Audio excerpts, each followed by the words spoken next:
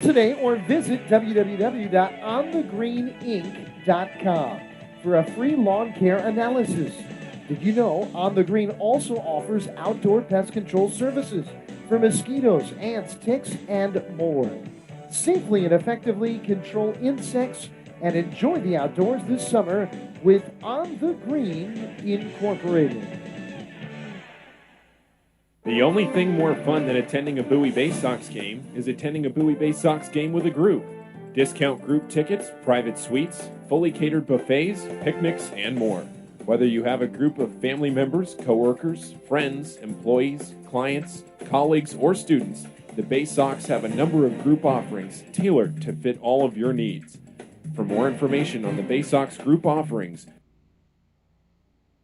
call 301-464-4880 to speak with a Baysox Group Events Manager. At DCA Imaging Systems, we provide a tenured team of office technology professionals ready to be your trusted advisors. From document creation, output devices, scanning and workflow, to document security and storage, we understand people print, not printers. Give DCA Imaging a call at 301-577-1021 or find out more about how we can help you at dcaimaging.com. DCA Imaging Systems, office technology made easy. You're home to the 2015 Eastern League champions. This is Bowie Baysox Baseball.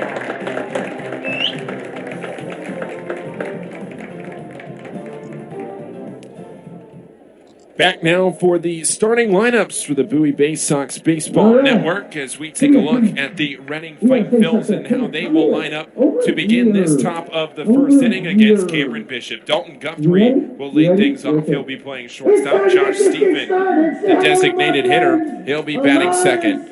Matt Vierling batting third. The center fielder, Daniel Brito, cleaning up, playing second base. McCarthy Tatum batting fifth at third base. Madison Stokes batting sixth in left field. Luke Miller batting seventh at first base. Nick Matera batting eighth behind the plate. And Hunter Hearn, a new addition to this Reading lineup, is batting ninth. On the other side for Bowie, it's Taryn Fabra ahead of Adley Rutschman batting second. He is playing first base tonight. Robert Newstrom in right field. Patrick Dorian at third. Jalen Ferguson in center field. J.C. Escara, the designated hitter. Caden Grenier at short. Chris Hudgens, the catcher. And Zach Jarrett in left field.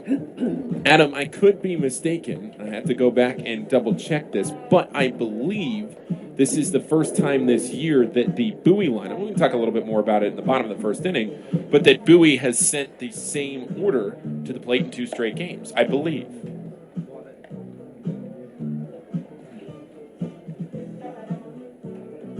Well, that is very interesting. Sorry, we're having a little bit of technical difficulty. It's early, folks. Early in 2021. But, yeah, you know, when you win 15-1 on consecutive nights, I guess there's no real reason to change things up all that much. As Cam Bishop is ready to get his first Double-A start here underway. So Bishop, young left-hander, got a win in relief.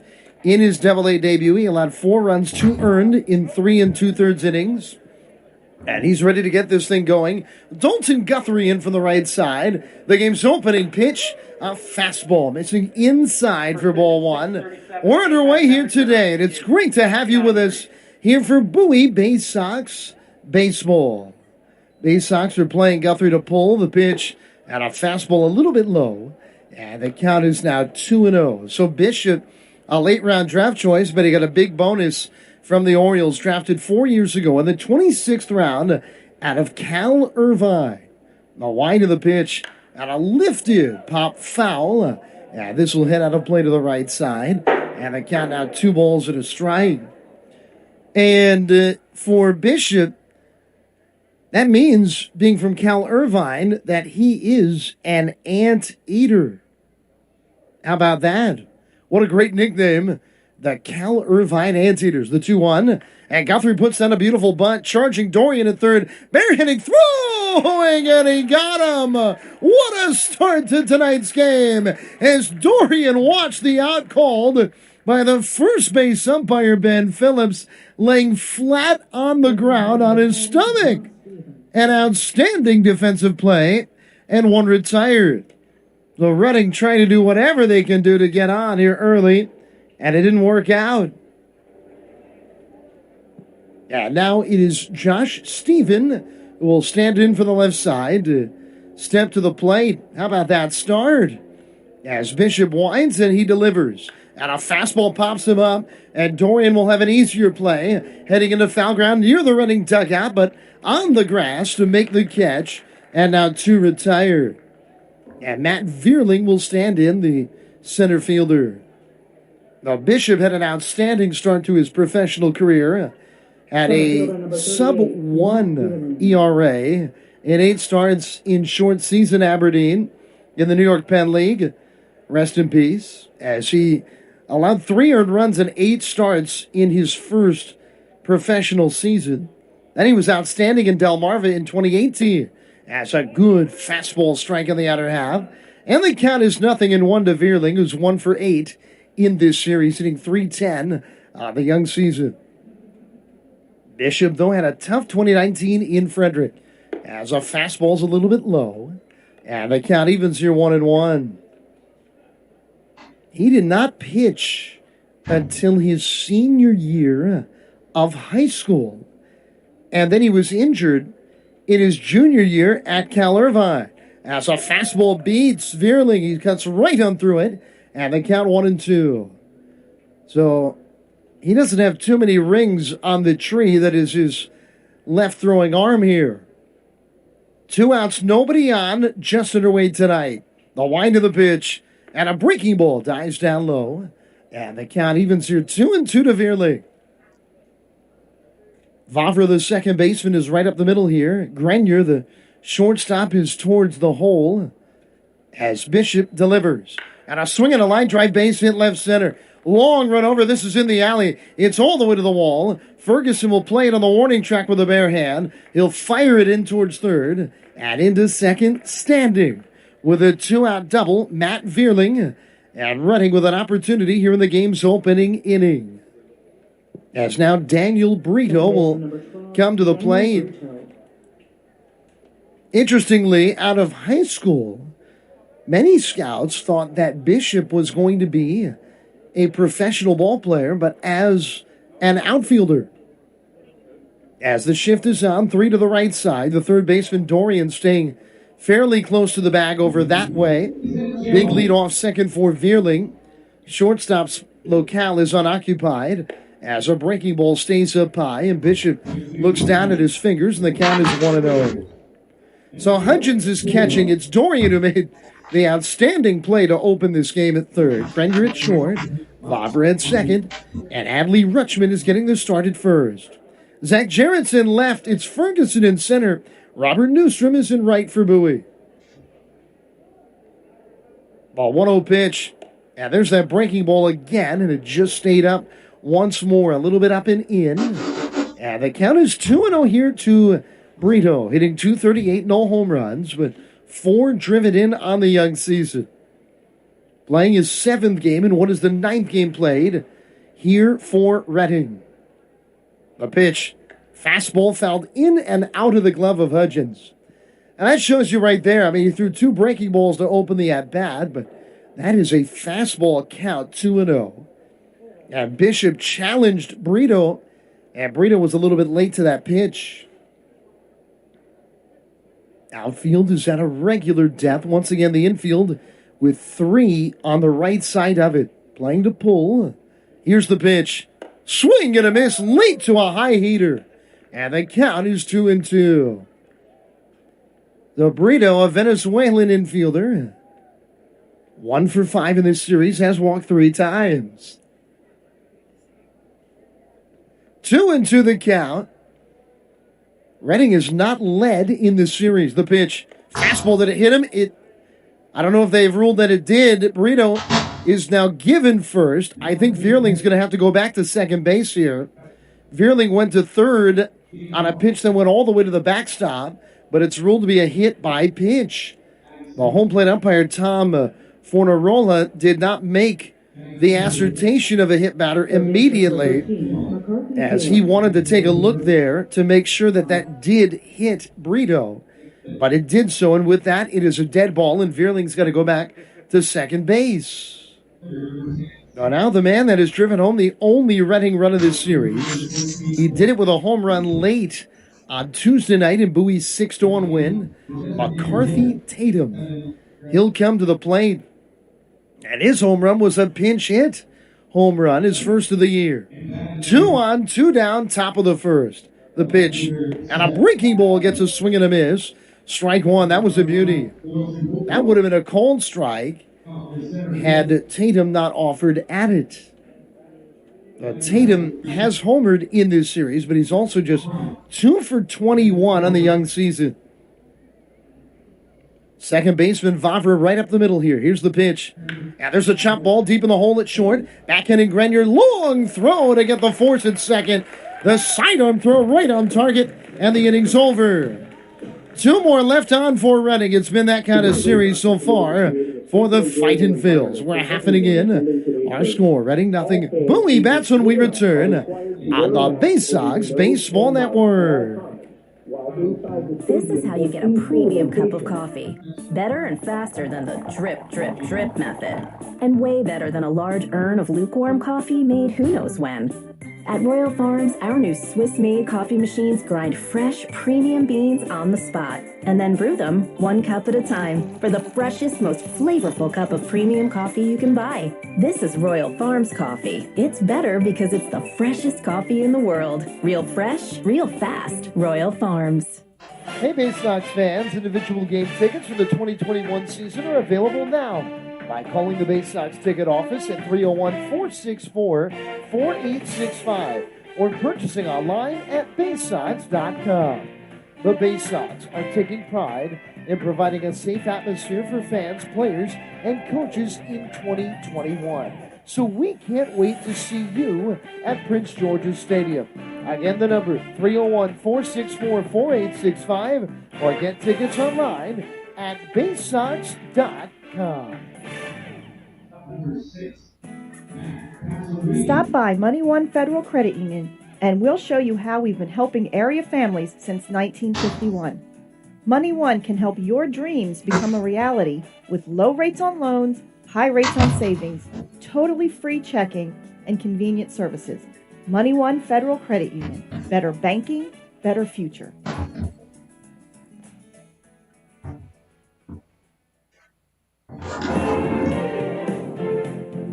Your front seat to the rising tide of the Orioles prospects on their way to Baltimore. This is Bowie Baysox Baseball. Hello, everyone. Reading threatened. They got 2 men out with 2 down, but they did not score. And now it'll be Vavra, Rutschman, and Newstrom to bat. Here for Bowie, they're all going to bat for the left side against this right-hander, and Kyle Glagaski, who 2 years ago was outstanding in his first full season between Class A Lakewood and Advanced A Clearwater.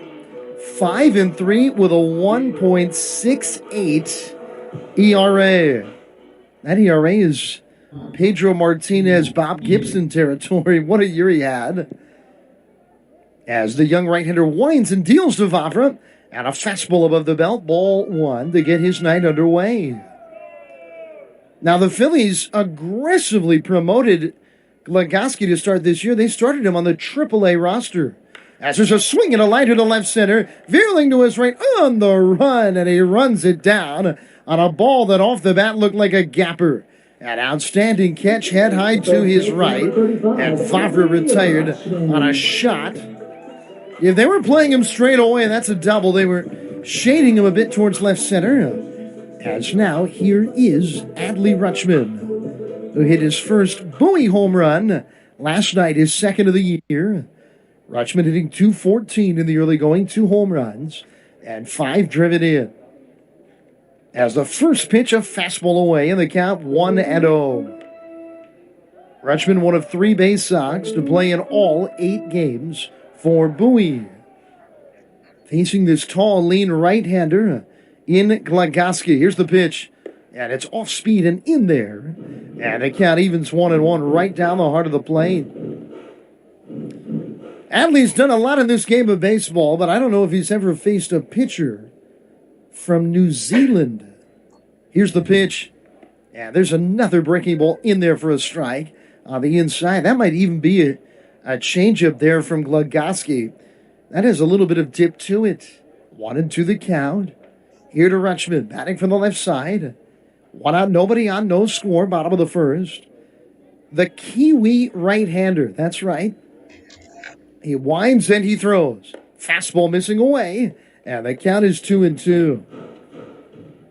Glugoski is trying to be the second ever Kiwi, or a person from New Zealand, to reach the bigs, as a changeup misses away, and the count full 3-2. Baseball's been very big in that part of the world. There is an Australian Winter Baseball League. There have been, as of 2 years ago, 34 Australian big leaguers, including 3 All-Stars. The pitch, and it's a changeup missing away, and Rutschman is aboard. You know, that is the most under-the-radar aspect of Adley's game.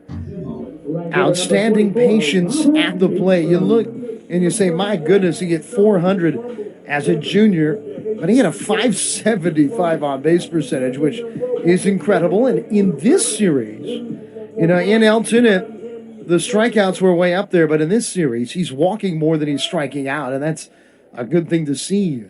As here is Newstrom, 1-on-1 down in the pitch. Fastball at the belt for a called strike.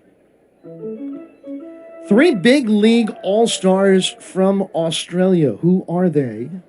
One of which was almost an Oriole, Grant Balfour. David Nilsson, he was the first. And then Liam Hendricks. That's the trio. 0-1 coming. And a changeup strike on the outside. And the count 0-2. Balfour had signed with the Orioles. Can't remember the exact year. And they ended up rejecting his physical. And the deal was nullified. So for about a day, Baltimore thought they had a hard-throwing reliever. As a beautiful breaking ball, and where did that miss? Well, that cut right over the heart of the plate. It was caught about thigh-high, maybe ruled to have crossed above the zone. Newstrom got a break, and the count 1-2. Newstrom hitting .345 here early on. He's had a great start to this 2021. Here's the pitch. Breaking ball chopped. Leaping at first, Miller, it's over his head into right. Richmond turns second and for third. Hearn, the right fielder's throw, not in time. That 2-strike breaking ball. And with Miller playing at the bag, holding Rutschman on, Newstrom hits the old Baltimore chopper, and it goes over the leaping Miller. If he's back with nobody on, it's a chest-high ground ball out. And now the Baysox are in business with runners of the corners, only one man down, and Patrick Dorian coming to the play. And Dorian, a guy that of his 7 hits, 5 of them have been extra base hits. He's 3 for 7 with a home run and a double in this series. As from the stretch, Glugoski, he throws, and a fastball misses inside, moving the legs of Dorian, and they count 1 ball and no strikes. Dorian, with all those extra base hits, interestingly enough, has scored more runs than he's driven in. He's got 8 runs scored in 6 games. The pitch, and he takes a changeup up high, ball 2. And you know, Dorian, he's got a run scored in every game played. Newstrom has now got a hit in every game. Newstrom's got a hit in all 8 played, but Dorian, you know, you always hear about a hit streak. When do you ever hear of a run streak? That's pretty impressive. Infield hoping to get a double play ball, the pitch, and a fastball. Dorian was on it, but he lined it sharply back to the screen. Matera is catching for Reading. It's Tatum at third, Guthrie at short, Brito at second, and Miller at first. Stokes is in left, Veerling in center, and making his Double-A debut, it is Hunter Hearn in right field, the Sun Field here in Bowie. Hearn getting the call up from Class A, so jumping above the Advanced A level. as they may have had a pitch clock violation there. Count is 2-1 to Dorian. As there's a look to first, and scampering back standing is Newstrom. Home plate umpire Tom Fornarola pointed towards the Reading dugout. Look back up towards our press box there. The 2-1. Well hit. Veerling going back. It is gone. Just to the left of the 405 side and straightaway center. Dorian's power bat continues to surge. A 3-run first inning homer. The Baysox have a 3-0 lead.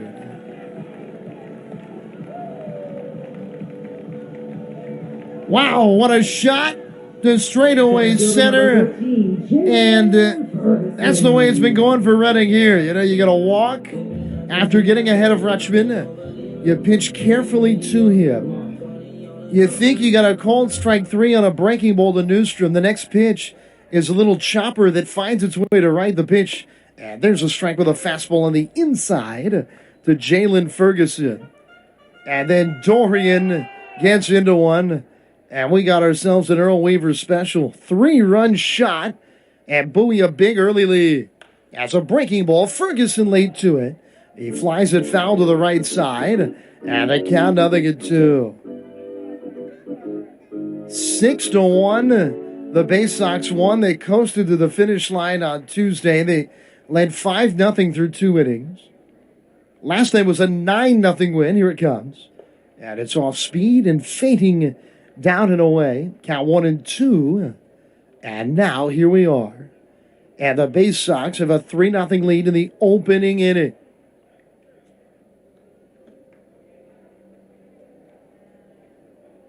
Whatever these Baysox players are eating for breakfast, we got to keep the routine. The pitch, swing and a jammed ground ball, chopped to third.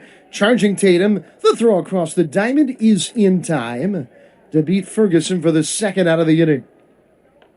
Now, Glagoski did make a AAA start with AAA Lehigh Valley. And it was a tough one. He allowed 6 runs.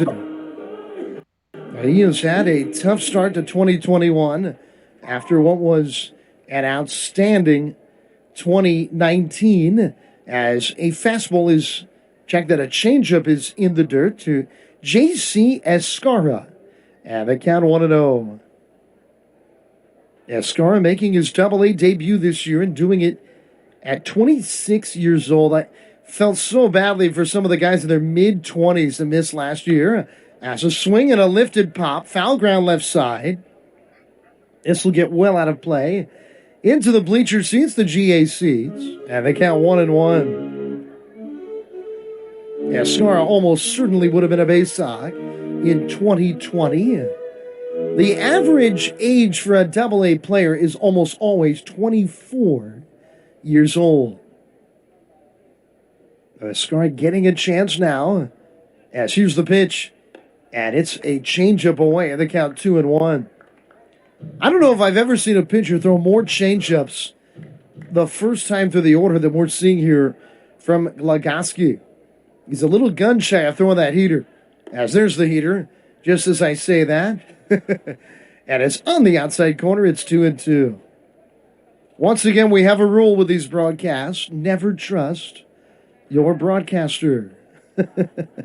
This guy's never throwing a fastball. There's a fastball for a strike. Here's the 2-2. And a breaking ball lined foul right off the end of the bat. Hitting off of the padded sidewall near the Baysox bullpen area. Caroming back towards Luke Miller, the starting first baseman for Reading. 2 outs, nobody on, but the damage has been done by Patrick Dorian. Here it comes, and it's in the dirt. And they count 3-2. That may have been another changeup right there.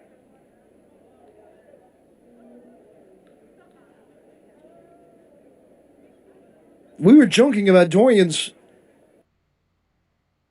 2 home runs in the opening week of the year. Pittsburgh Pirates minor leaguer was facing some old buddies, and he was taking it to him. The 3-2. Swinging a ball lifted in the air, well hit left center. Veerling on the run to his right will run it down. He calls off the left fielder Stokes, and a few steps in front of the warning track, he makes the catch. It's all well-struck baseball, but Escara is retired. Bowie gets 3 runs, though, on 2 hits on the Dorian 3-run homer. And an inning in 3-0 Bowie on the Baysox Baseball Network.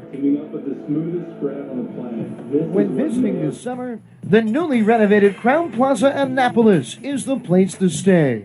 The Crown Plaza Annapolis has 196 guest rooms and 10,000 square feet of flexible meeting space. Make sure to dine in our Annapolis Bar and Grill, open daily for breakfast and dinner.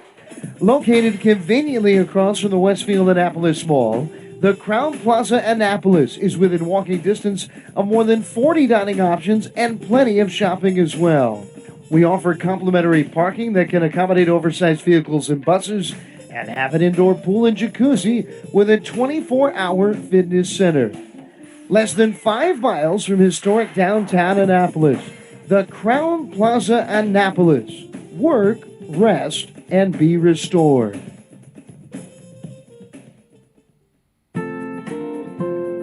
Missed your ride? Don't worry, Commuter Crew has got you covered.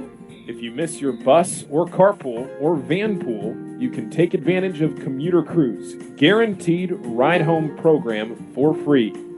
Visit our website at www.aacounty.org/commutercrew for more information or sign up today at commuterconnections.org.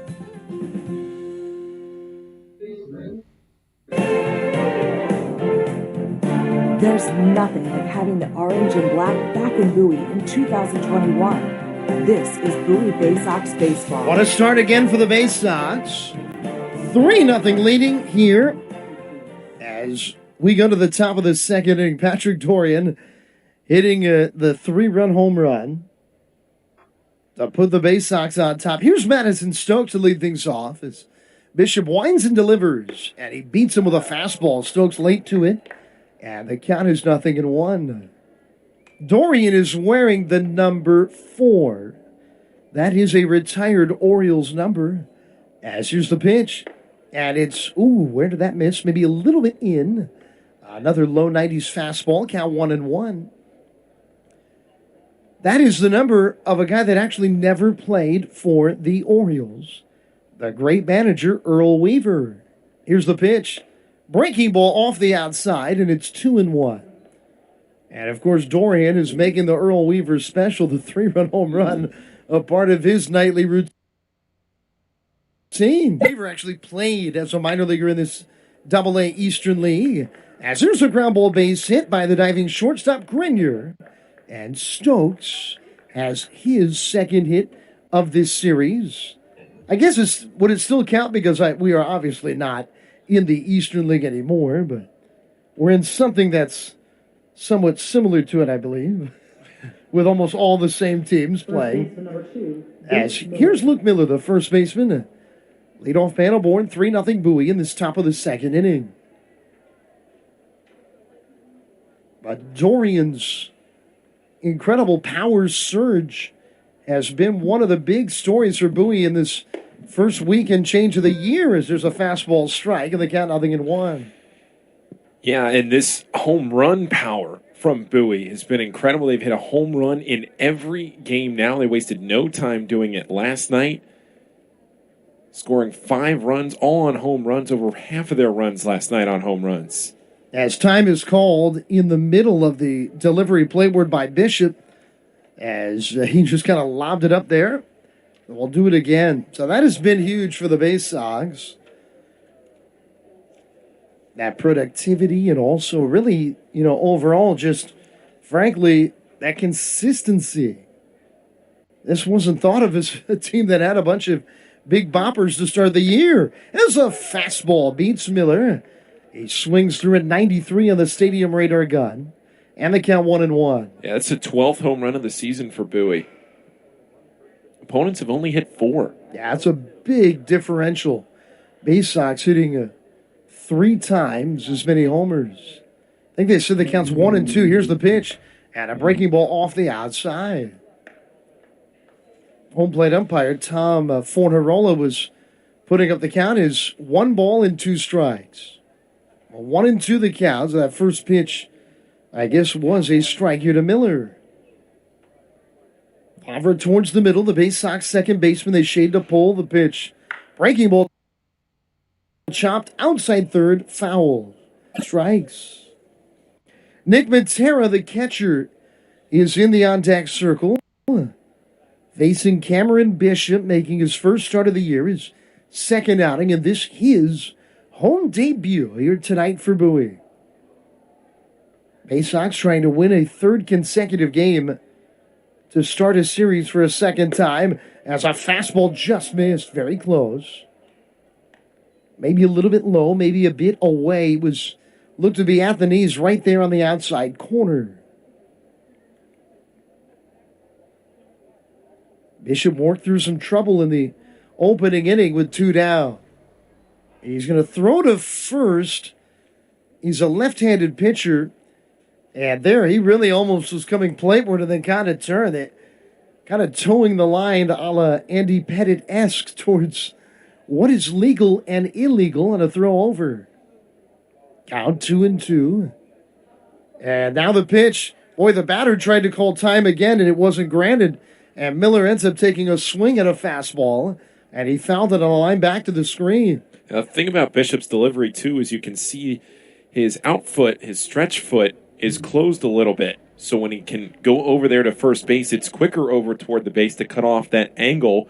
So it's even more deceptive to get that runner. He's staring right at him the whole time, too. He throws, and there's a line drive weakly hit, but it's into center, a base hit. Looked like a changeup, and Miller got it off the end of the bat, but he muscles it into center. And it's another ball game with a base hit for Luke Miller. Now hits in 7 of 8, and Reading down 3. They've got 2 men on with nobody out, and the 8-hole hitter, Nick Matera, coming to the plate. Matera, a 3-year collegiate starter at Rutgers. He played at every level of the Phillies minor league system in 2019. Finding a home here in Reading to start the year. Baysox are playing the third base 3 on the left side, so they've got the shift on as Bishop will turn off of the hill at second. There's been a few Scarlet Knight big leaguers, but one of them was Val Majewski. Former Bowie Baysox had an outstanding year with the Baysox in 2004. The pitch and a fastball gets a swing and a miss, and the count 0-1. Majewski went on to have a brief cup of coffee in the big leagues with the Orioles. As the count 0-1 to Matera. And I'll tell you, Bishop has blown his fastball by a lot of hitters here early on tonight. The 0-1. There it is again, and Matera could not get to it. Fastball at the knees on the outer half, and a swing and a miss. And the count is 0-2. We saw the catcher Rodolfo Duran in each of the first 2 games of this series. The pitch, another fastball, and this time Matera stays alive, lifting a high foul pop straight back and out of play. Yeah, Duran got hurt last night on a grounder to first base. I don't know if he stepped on the base and pulled a hamstring or if it was just before he went into the bag, but either way, he crumpled and pulled up on that left leg as soon as he went through the base. Yeah, absolutely hate to see it. As now the 0-2. And a breaking ball, and Matera a little bit late to it, but he lines it foul. Good defensive cut as he lines it out of play to the right side. Colby Fitch came in to pinch run for him, and then a couple of pitches later, Adley Rutschman picked him off first base. A strikeout, throw him out in a unique way. Welcome to the game, Colby. Colby, another catcher. As now the 0-2. And this fastball down low. And they count 1-2 here to Matera. On deck, a man making his Double-A debut, the right fielder, Hunter Hearn. 3-0 the threaten. They left 2 men on in the first. Have 2 men on and nobody out in this top of the second inning. Bishop having a tough time putting away these hitters. After getting the 2 strikes, here it comes. And a fastball pop foul out of play. Once again, straight back. Some teams do it differently, Paul, but the Baysox let these players wear whatever number they want, so that you can wear a retired Orioles number if you're on the Baysox. And Bishop is wearing one of those, just like Dorian, number 33. The great Eddie Murray. 1-2 pitch. And there's a pop-up near the back at first. Foul ground. Rutschman is over. Coming now quickly, Vavra. Rutschman will make the catch, backpedaling quickly, though. Just a foot or two in foul ground. One retired. And now Hunter Hearn will come to the plate. Now here is Hearn, the 9-hole hitter. When we were living in Frederick, my wife and I, we lived in an apartment that was number 22. And then we moved in the same building to number 33. And she didn't really get it when I told her we were moving from Jim Palmer to Eddie Murray. How'd that play? I think it was kind of some awkward silence, and we just moved on. As Justin Ramsey, which is a lot of my life, if you can't tell from listening to these broadcasts, as Justin Ramsey's going to come out here to talk to Bishop in a big spot. 9-hole hitter Hearn just called up here to Reading today. Is here at the play. Well, Baysox fans, Bowie is in town all weekend, so make sure to get those tickets. The ticket office will be open tomorrow at 9 a.m. Now, you can purchase, though, right now online at Baysox.com. So make sure to do so. A cherry on top of the weekend, Anthony Santander will be here all weekend. DL Hall scheduled to pitch on Sunday. Especially Sunday, should be 71 degrees, sunny on Sunday. Hall on the mound. You got to love that. This guy, Paul, can sell, can he? Here's Hunter Hearn and the pitch. Fastball, counted and missed, strike one.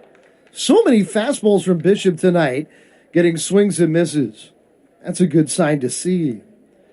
But Paul's right. Santander announced today that he is going to be joining Bowie for a rehab stint this weekend. The pitch and a fastball at the knees on the inside. Strike two. Anthony Santander, of course, played quite a bit of time in Bowie after the Orioles got him in the Major League Rule 5 draft, where he was in Advanced A Lynchburg in the Indian system.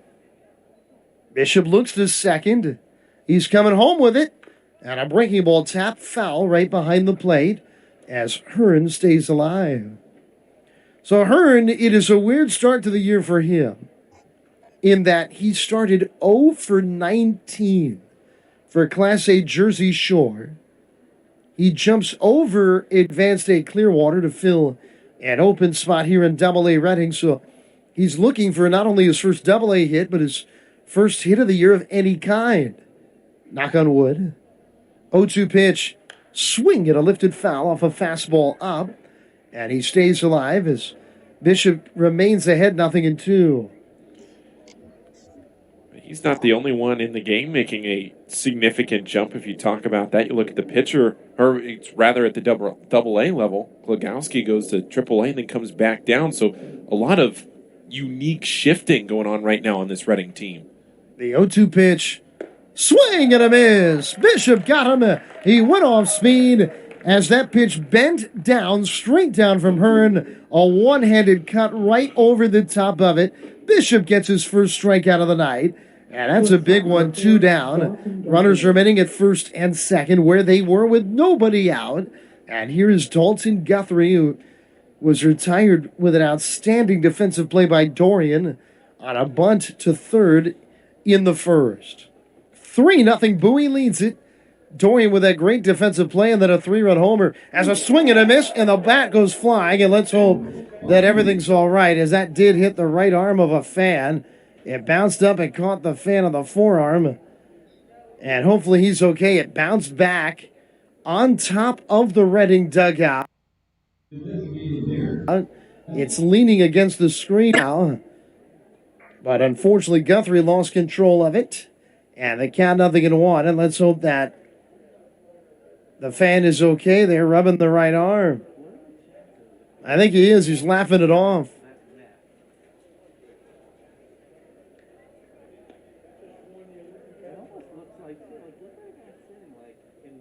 Now Guthrie's got that bat back in his hand. Maybe put a little bit of pine tar on it. That's going to be a weird feeling, don't you think, Paul, when you kind of launch one, and then you get the bat back and you got to go swing it again. Yeah, you don't see that too often. Usually they get a different bat and then go up there maybe the next time after they retrieved it from the dugout. Bowie has a right-hander starting to throw in their bullpen. The pitch, fastball, a soft liner right side, running to his left in the shallow right. Taran Vafra makes the catch. He ran it down on a soft flare, and again, Reading with an opportunity to score, and it ends up fruitless. They leave two. We go to the bottom of the second. The Baysox lead 3-0 on the Baysox Baseball Network.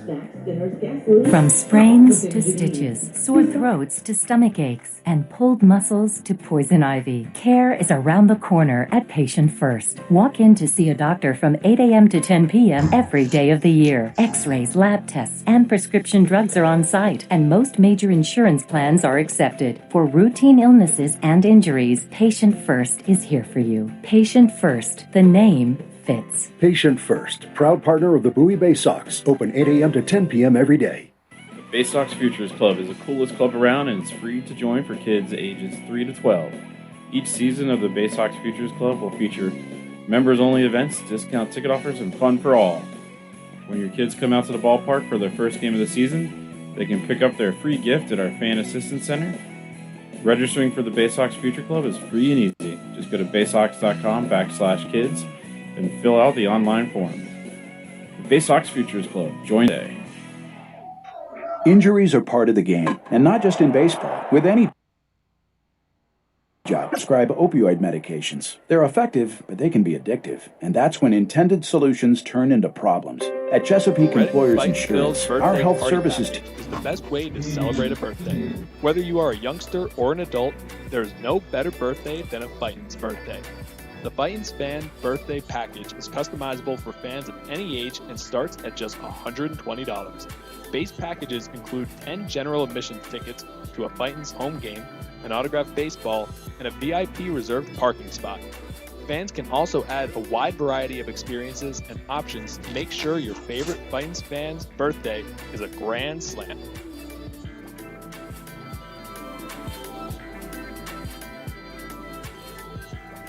Customers Bank is a proud continued partner of the United Way of Berks County and the Ready, Set, Read initiative. Ready, Set, Read programs focus on improving literacy skills for children from birth through 3rd grade.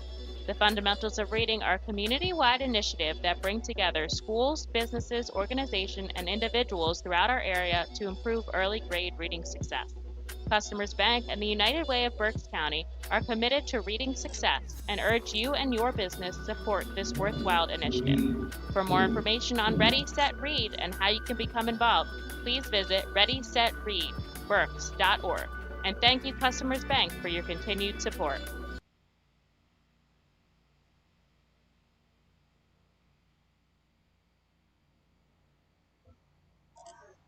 Well, you know, it's interesting. Paul talked about how Bowie has hit a home run now in every game of the year, and Hudgens is another one that has swung a power bat. He's got 2 homers. Big power. He hit a long home run last night. Now 2 homers in his last 4 games. It was a no-doubter last night, wasn't it? Yeah. I was about to say no doubt, but there really was no doubt. The only question really was whether it was fair. As here's the pitch, and a breaking ball strike. It started a bit up and in, and it cut right over the plate. And they count 0-1. I say that home run hard hit in a different way than Rutschman's, who's just went a mile, but Hudgens got out in a hurry. The pitch, and a tapper foul. He threw him the same sweeping breaking ball, bending down and away for the right-handed hitter. And for Hudgens, He just got a piece of it. In fact, that kind of took a chunk out of the catcher, Matera. 3-0 Bowie here in the bottom of the second inning. 3 runs on 2 hits in that first. Talk about opportunistic as time is called. I mean, in each inning in this game, Reading's 2 halves of an inning, and then Bowie, they had 2 men on. Here it comes. Fastball inside. And they count 1-2.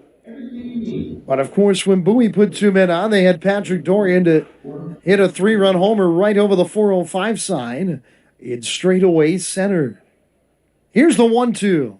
And there's that breaking ball again as it bends down and away, a curveball. 2-2 the count. On deck for the Baysox is left fielder Zach Jarrett.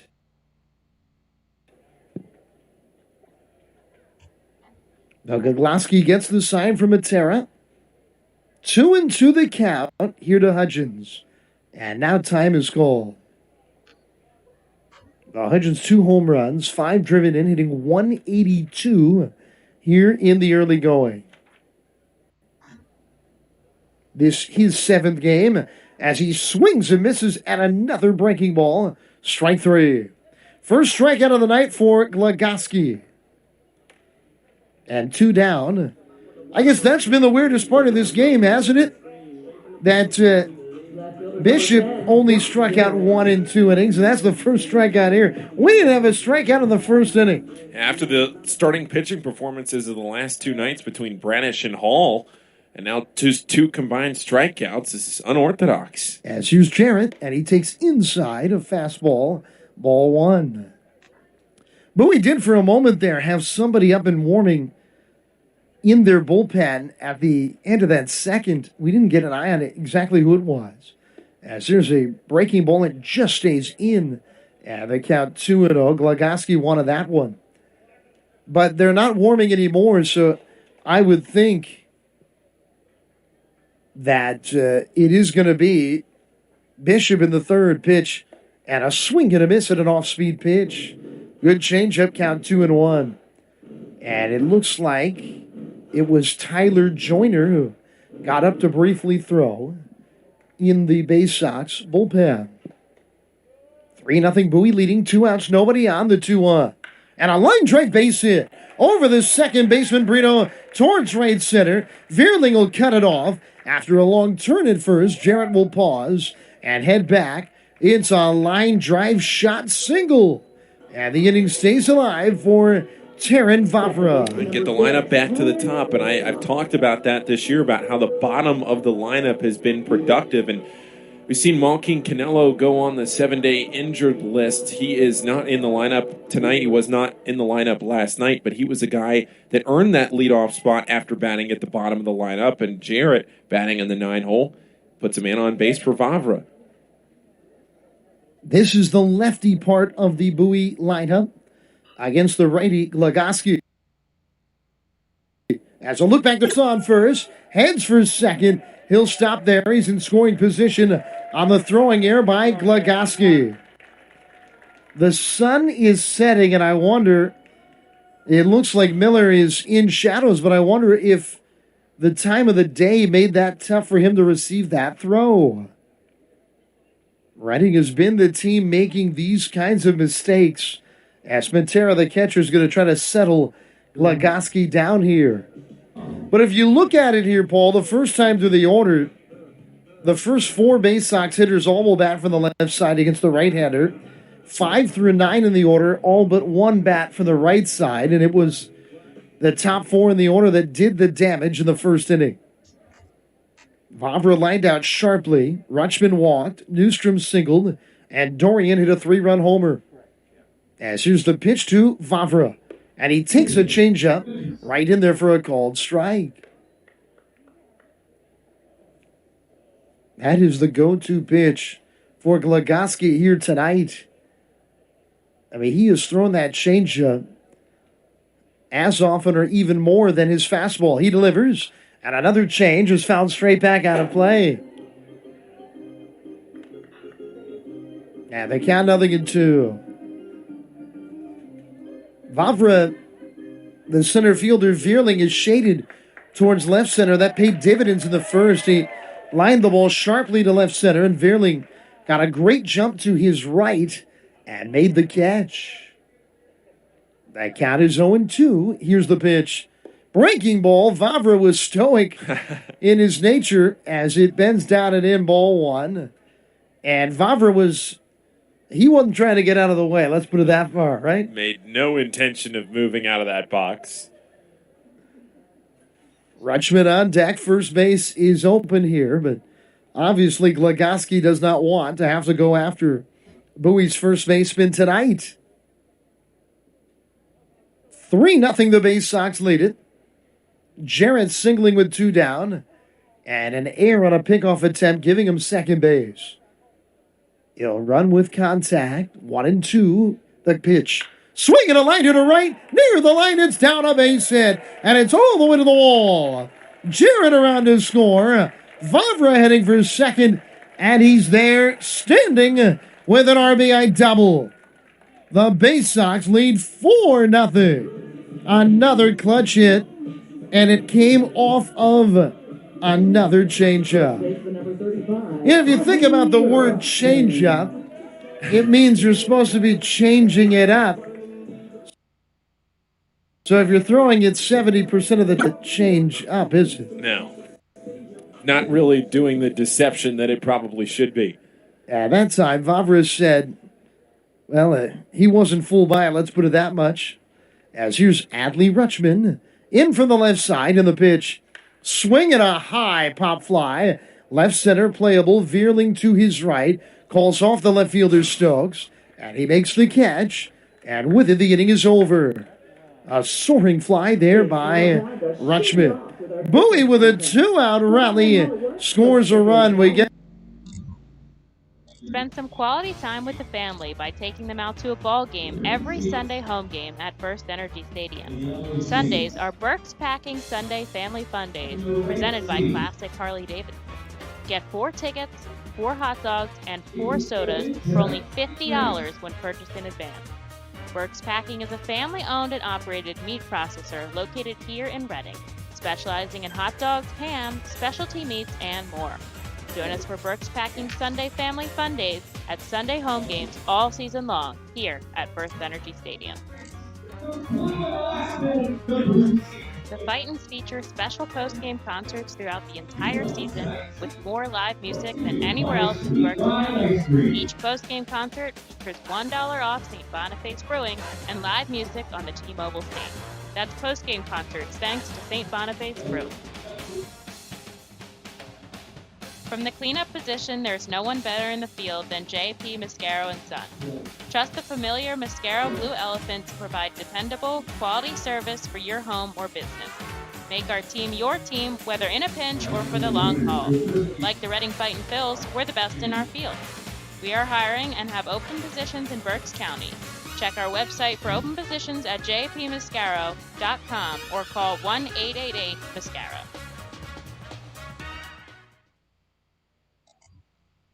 Inc.com for a free lawn care analysis. Did you know On the Green also offers outdoor pest control services for mosquitoes, ants, ticks, and more? Safely and effectively control insects and enjoy the outdoors this summer with On the Green Incorporated. We go to the third, 4-0 Bowie, and here's Paul. Thank you very much, Adam. It's Josh Stephen, Matt Veerling, and Daniel Brito here in the top of the third inning in a game that Bowie leads 4-0. Stephen popped out to third for the second out of the first inning, and he takes the first pitch for a strike. Second pitch swinging, and it's a fly ball to center. Jalen Ferguson only needs to shade over a couple of steps to his right, and he makes the catch for the first out of this third inning. Cameron Bishop's pitch count is climbing. He has thrown quite a few pitches through the first 2 and a third innings of his night on the mound. Bishop now at 44 pitches, 32 of those for strikes, but with the pitch count of these Bowie pitchers being fairly limited in the early going of the season, see how long he goes tonight. It's Matt Veerling, who doubled his last time up. He takes one bouncing in the dirt. Veerling doubled and was left there in the first inning as Reading is now stranded 4 men on base, 2 in scoring position. The 1-0 in from Bishop. And it swung on, ripped down the third base line. It's fair, just inside the bag. Dorian didn't have a shot at it. It rolls all the way to the wall. Into second, standing up is Veerling as Jarrett throws it in from left field. And it's a 1-out double for Matt Veerling, who stays hot. Matt Veerling has been on fire for the Reading Fightin' Phils. Extra base hit after extra base hit. And he hits another one here tonight in his second at-bat. Veerling with 2 doubles so far already. Did not have a hit last night, though. But was maybe the best hitter on the team in the Fightin' Phils opening series against the Erie Seawolves. Now it's Daniel Prito, and he whiffs at an 83-mile-an-hour breaking pitch from Cameron Bishop. Just pulled the string, and it's no balls and a strike. 1 down in the top of the third. Bowie leads at 4-0. The 0-1 from Bishop out of the stretch. It's grounded back up the middle. It's off Bishop's glove, through the shortstop's hole. Around third to score is Matt Veerling, and going back to first is Brito. Had Bishop just let that ball go through up the middle, it might have been a ground out, but instead he deflected it into left center. And Reading finally scores a run for the first time since the 8th inning, all the way back in Game 1 of this series. That snaps the scoreless streak, and Bowie will not throw a shutout tonight.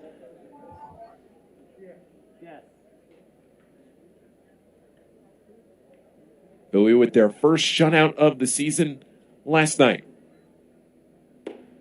It's McCarthy Tatum who grounded out to shortstop his first time up, and he takes that one for a strike. Good first pitch strike from Cameron Bishop to work ahead, take a little pressure off himself. They do rule that Brito single there, a single. Tatum behind it, a 0-1 count, a breaking pitch, lines it into the left center gap. Jalen Ferguson and Zach Jarrett over to track it down. Scoring from first will be Daniel Brito, but he's going to have a play at the plate. The throw brings Chris Hudgens up the line. He did end up scoring, but it was closer than it first appeared to be. The throw brought Hudgens up the first base line. Had that been closer to the plate, Hudgens may have had a play at home plate on Matt Veerling, on Daniel Brito, but McCarthy Tatum with an RBI double, and now Cameron Bishop has allowed 2 runs in this inning.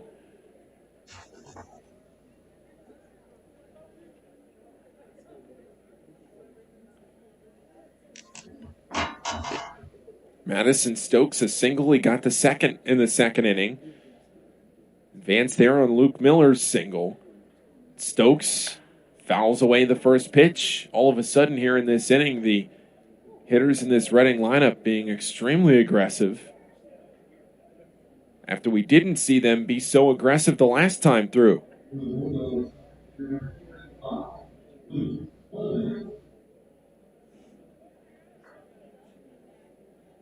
No balls, 1 strike, 1 down.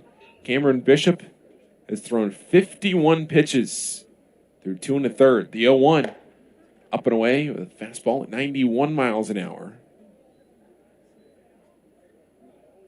Taran Vavra at second, playing closer toward the second base bag, more directly up the middle. Deep in the hole at short is Caden Grenier. 1 ball, 1 strike, 1 down.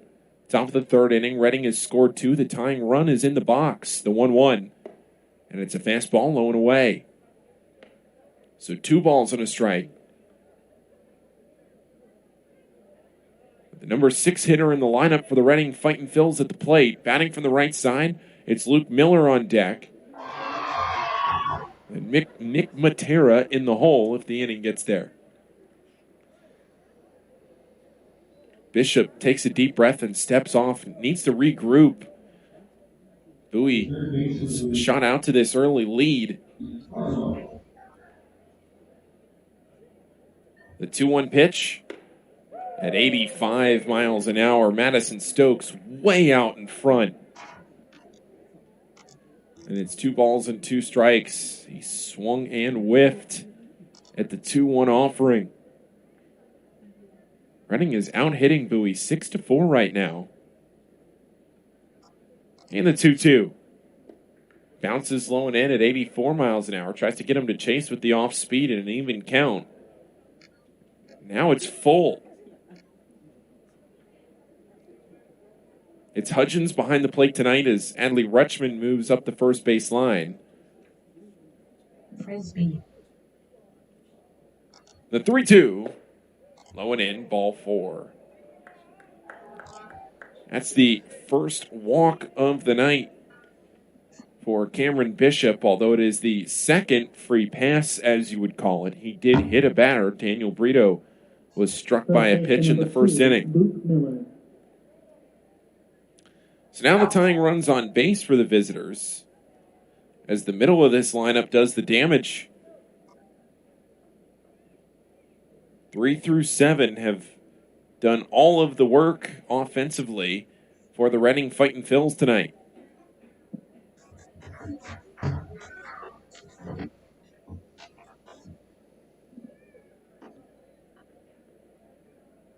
One down in the top of the third. 4-2 Bowie leads, but it's being threatened as Luke Miller swings and fouls off strike one. Singled in the second inning did Luke Miller. Cameron Bishop making his first start of the season. Through 3 2/3 innings in relief in his season debut, earned the win in that game. Did allow 4 runs, but it was some tough luck. Only 2 of those runs were earned. Gave up 6 hits. No balls and a strike. With 1 down, the pitch. Swung and a missed. And pick back to first. He got him. Throw to third. Not in time, but another back pick at first base. And that's the second time in as many nights that a Bowie catcher has thrown out a Reading runner at first base. You hardly ever see that in professional baseball, and it has happened twice in 24 hours. Really incredible. And for the Baysox, that's that's how you win a ball game. Right? Reading has an opportunity for that big inning, the crooked number on the board. That's an incredible, such a huge out. 4 straight Fightin' Phils had reached base prior. The 0-2, swing and a miss, and look at what just happened in those last 2 pitches. It goes from 1 out, 2 men on, and a 0-1 count, and all of a sudden, in 2 pitches, the inning is over. That's pitch efficiency. That's your defense helping you out. From the cleanup position, there's no one better in the field than J.P. Mascaro & Son. Trust the familiar Mascaro Blue Elephant to provide dependable quality hauling, disposal, and recycling service for your home or business. Make our team your team, whether in a pinch or for the long haul. Like the Reading Fightin' Phils, we're the best in our field. We are hiring and have open positions in Berks County. Check our website for open positions at jpmascaro.com or call 1-888-MASCARO. Join us as we celebrate Reading's Hispanic and Latino culture during 7 Friday home games this season. The Savage 61's Fiesta Fridays, presented by Alex Batanzas of eXp Realty, Humane Pennsylvania, Supportive Concepts for Families, Children's Home of Reading, and Mao Beer. Fiesta Fridays features special Los Luchadores de Reading uniforms, Hispanic and Latino food and music, and other cultural events throughout the ballpark. Get your tickets now by calling 610-370-BALL or visiting us at the Weidenhammer ticket office at First Energy Stadium. Every time you grab an ice-cold 20-ounce Pepsi, you'll find a Pepsi emoji on the side of the bottle. So while the Pepsi delivers this, the Pepsi emoji delivers this. Ooh.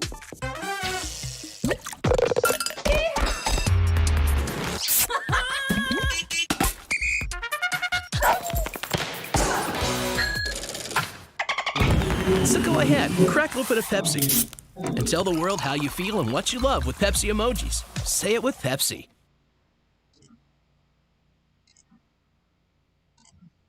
Phil's prospects on their way to Baltimore. This is Bowie Baysox Baseball. Well, a great ending there to the top of the third inning as Bowie gets yet another successful pickoff of first base.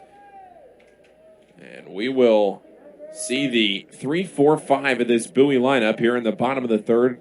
Bowie leading at 4-2. Robert Newstrom, a single and a run scored in the first inning. Came around on that Patrick Dorian home run. The 1-0, swing and a miss. Newstrom has a hit in every game this year for the Baysox. But Patrick Dorian, one better, a run in every game. The 1-1, it's chopped to short. The infield was shifted over. It's McCarthy Tatum throwing to first. 5-3 for the first out. Bit of tough luck there, as there were three infielders on the right side of the infield. But he hit it right to the shortstop's hole. You know, Adam, it's almost like the defense knew what he was going to do there, and they do the shift on purpose. You know, it's interesting. When I got into minor league baseball 15 to 20 years ago, there really wasn't much scouting or information about these players available. The first pitch in here to Patrick Dorian, taken for a ball. You know, they do spray charts. I was in the Carolina League. There were only 8 teams. You played the same guys over and over. And these guys already have advanced scouting reports on everyone. The 1-0, missing low and in, 2 balls and no strikes. So it's a high level of information that even comes to this level of the game. Yeah, you can't even say that's tough luck for Newstrom, because that's exactly what the defense was shifting him to do. Hit it right to the third baseman, McCarthy Tatum, and Patrick Dorian now finds himself in a 2-1 count as that pitch crossed the inner half. 2 balls and a strike, 1 down. The bottom of the third inning, Bowie leading at 4-2. Dorian looking at that one off the plate away. 3-1. Game just over an hour old. In the bottom of the third inning. Bowie being out hit 6-4 at 3-1. And it's taken into right field. This one deep again. Dorian got a hold of it, and it's over the head of the right fielder, Hunter Hearn. Around first into second will go Patrick Dorian, and this man cannot be stopped. Patrick Dorian is a man on a mission, and he does it again. An extra base hit. And at some point, we have to stop being surprised. At some point, it'll just be a monotone call of yet another Patrick Dorian extra base hit. But for now, Dorian stands in scoring position with 1 down in the third.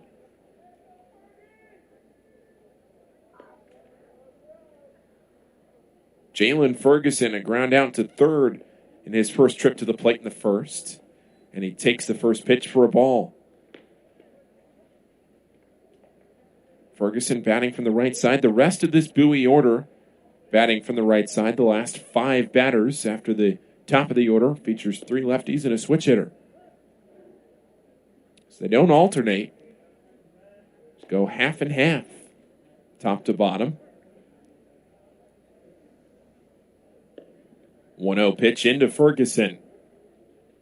Goes off speed at 80 miles an hour. That took a while to get to the plate. It goes inside for a ball. Ferguson took that one. Those high black socks. Bowie wearing the home white jerseys. Baysox script across the chests. Reading fighting Phils in the gray jerseys. Same jerseys they've worn the first 2 nights. The 2-0. Checks his swing. Did he go? Says the first base umpire. He did not. It's Ben Phillips out there. Reading does have a pitcher warming in the bullpen.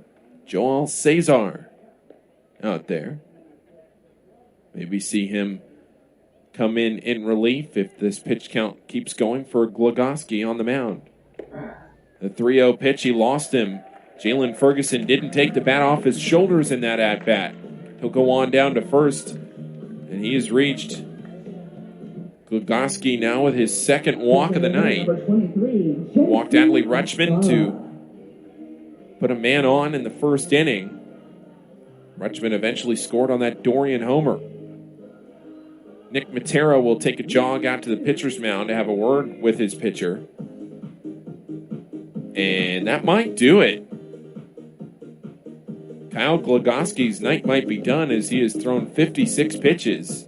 He's allowed 4 runs. We'll see if his night is over. It might be. And it is. Glogoski will head to the dugout. His night's done, and we'll take a break. Like any Be other back for the new area at pitcher. First Energy Stadium, The Stadium 61 Dugout Suite puts you at the closest seat to the action on field, located just feet away from the diamond on the first base side. With covered seating, ability and motion accessible seating, and the most unique view around, your group will thank you over and over again for a one-of-a-kind experience. Tickets for the Dugout Suite are $27 and include options to add food or drink packages. For the first time ever, the Reading Fightin' Phils are pleased to present you their classic game program all electronically. This program has information on the coaching staff, player rosters, and front office staff. It also includes featured stories and alumni reports, all on the favorite guys who spent their time in baseball town. Visit ourphils.com/programs to check it out. Purchase a bank of tickets to be used throughout the Fightin' Phils season. The Flex Bank lets you use the number of tickets you need when you need them. You will have an online Flex Bank account which allows you to use your bank of tickets or vouchers to redeem for game tickets whenever you need them.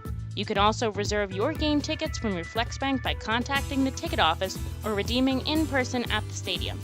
Visit ourphils.com or call the office at 610-370-BALL for more information about the Flex Bank ticket packages and all the exciting ways you can get tickets to a First Energy Stadium game.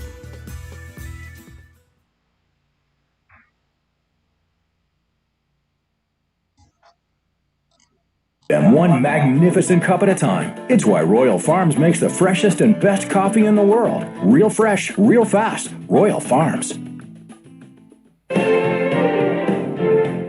There's nothing like having the orange and black back in Bowie in 2021. This is Bowie Baysox Baseball.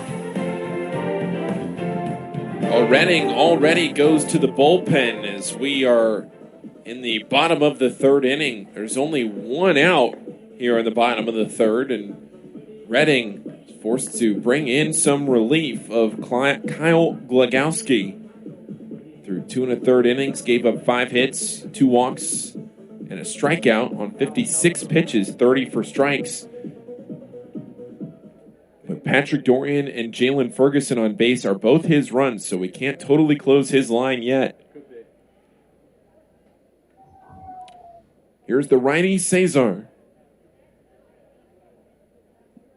Joel Caesar on the bump. The pitch, the first pitch to him. Quick delivery, and it's low and away for a ball. He has appeared in 2 games this year for the Reading Fightin' Phils, both against the Erie Seawolves. Threw an inning and a third on the second day of the season. Gave up 2 runs on 2 hits. Walked a couple batters, struck 1 out, allowed a homer. The 1-0. Low and in, it bounces. Then in his second appearance, a few days later on the 8th, threw an inning. Got the save in that game against Erie. Got the save in one of only 2 Reading wins to this point. Bowie at 5-2, Reading at 2-6 on the 2021 season. The 2-0, that one's called a strike, and Cesar finds the plate.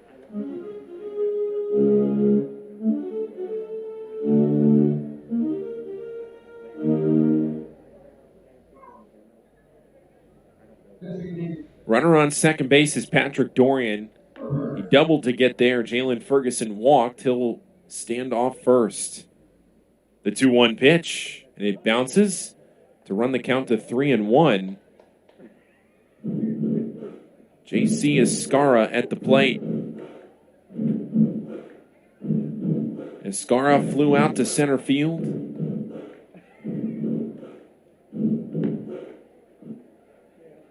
Took a long fly there in that first inning.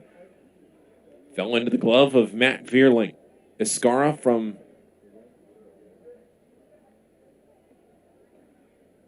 his left side. The pitch, the 3-1, called for a strike.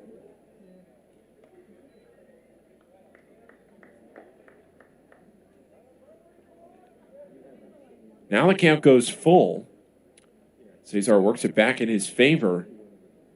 Middle infield pinched up a little bit. Dalton Guthrie over toward the middle of the infield. Now a walk behind the runner, Dorian at second base. The 3-2 pitch, and it's chopped foul down the first base line.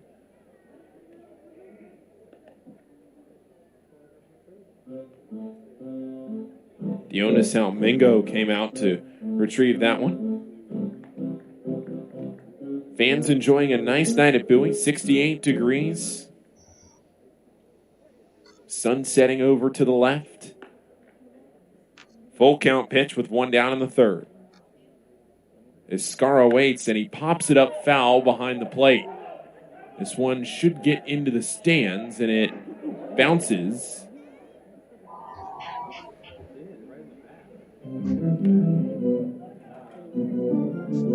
That one back into the third or fourth row of seats.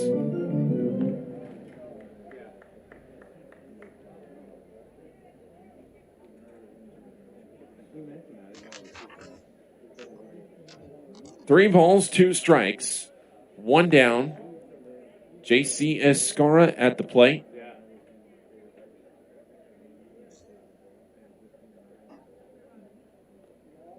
The 3-2. Check swing. He did not go around. And the bases are loaded. Ball 4 issued to J.C. Escara. Works the walk. There are three men on base for the Bowie Baysox and Caden Grenier.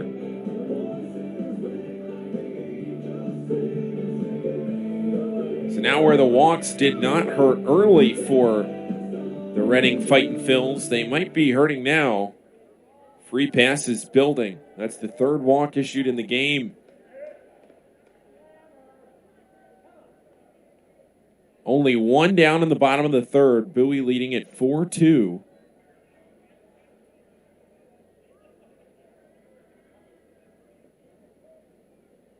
Joel Cesar on the mound, and he fires in a fastball at 97 miles an hour, missing low and in. Caden Grenier popped out to second base, starting off that second inning.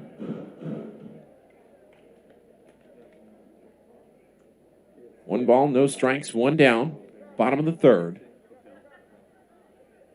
Here's the pitch. And it is popped up foul down the right side and out of play.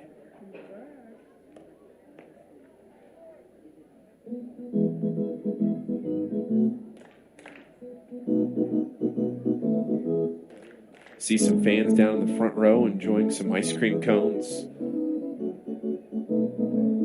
How nice is it to finally be back at the ballpark, enjoying some ballpark fare, hot dogs, ice cream, on a nice, cool spring night. 1-1, foul to the backstop. One ball, two strikes. Decent-sized hole on the right side of the infield as they have Grenier played to pole. Have not totally shifted over, though, to the left side. Luke Miller off first base. He's playing way off the bag. Probably 20 feet, 30 feet off that bag at first base. The 1-2 pitch popped up right side of the infield. Here is Miller coming in from first. In foul territory, Miller makes the catch. In foul territory for the second out of this bottom of the third. Bowie leaving, well, not leaving yet, but having three men on base. Chance to add on to this two-run lead. Reading cut back into the lead. Scored 2 runs in the top half of this frame.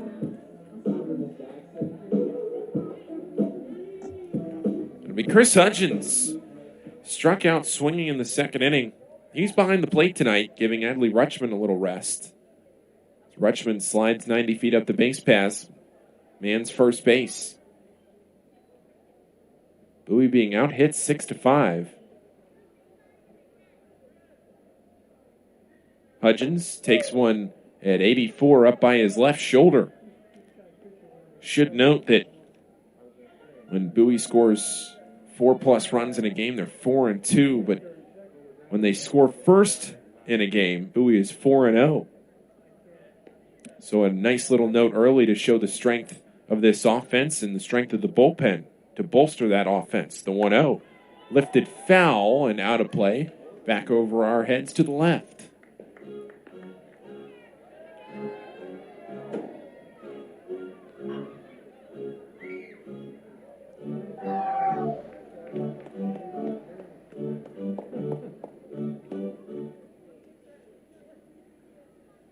Count even, a ball and a strike with 2 down. In the bottom of the 3rd inning, bases loaded for Chris Hudgens. Pitch, swing and a miss, 95 miles an hour. Cesar has that 80-mile-an-hour off-speed pitch. And then they go up and in with the fastball. Good mix of that fastball and the breaking pitch. Deceptive. Cesar only standing at 5'11" after most of these pitchers on this Reading roster standing above 6 feet. A 1-2 up at 96. That one brought catcher Nick Matera out of his crouch. Stand up and catch that one. Don't want it to get to the backstop and let an easy run in. It's the last thing you want if you're Reading right now. Trying to just keep the lead where it is at 2 runs. But Bowie with a big opportunity on the base paths. 2 balls, 2 strikes, 2 outs. The pitch breaks into the zone at 86 miles an hour. Hudgens can't get the bat off his shoulder, and for the second time in as many innings, Hudgens is retired on strikes. We'll go to the 4th now. It's Bowie 4 and Reading 2 on the Bowie Baysox Baseball Network.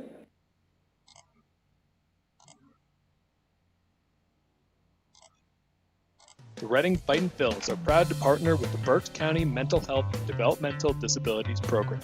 Together, we are striking out the stigma in order to raise community awareness about mental illness and the prevention of suicide. With 3 simple words, are you okay? The hope is to begin a conversation to show Berks County that we care. Suicide affects and hurts everyone, but help is here, and we'll work together to raise awareness about suicide and identify what we can do as a community to prevent it. People in need of assistance and support should call Crisis Intervention at 610-236-0530. That's 610-236-0530. Cornwall Manor is an active senior living community on a 190-acre wooded campus in Cornwall, Lebanon County.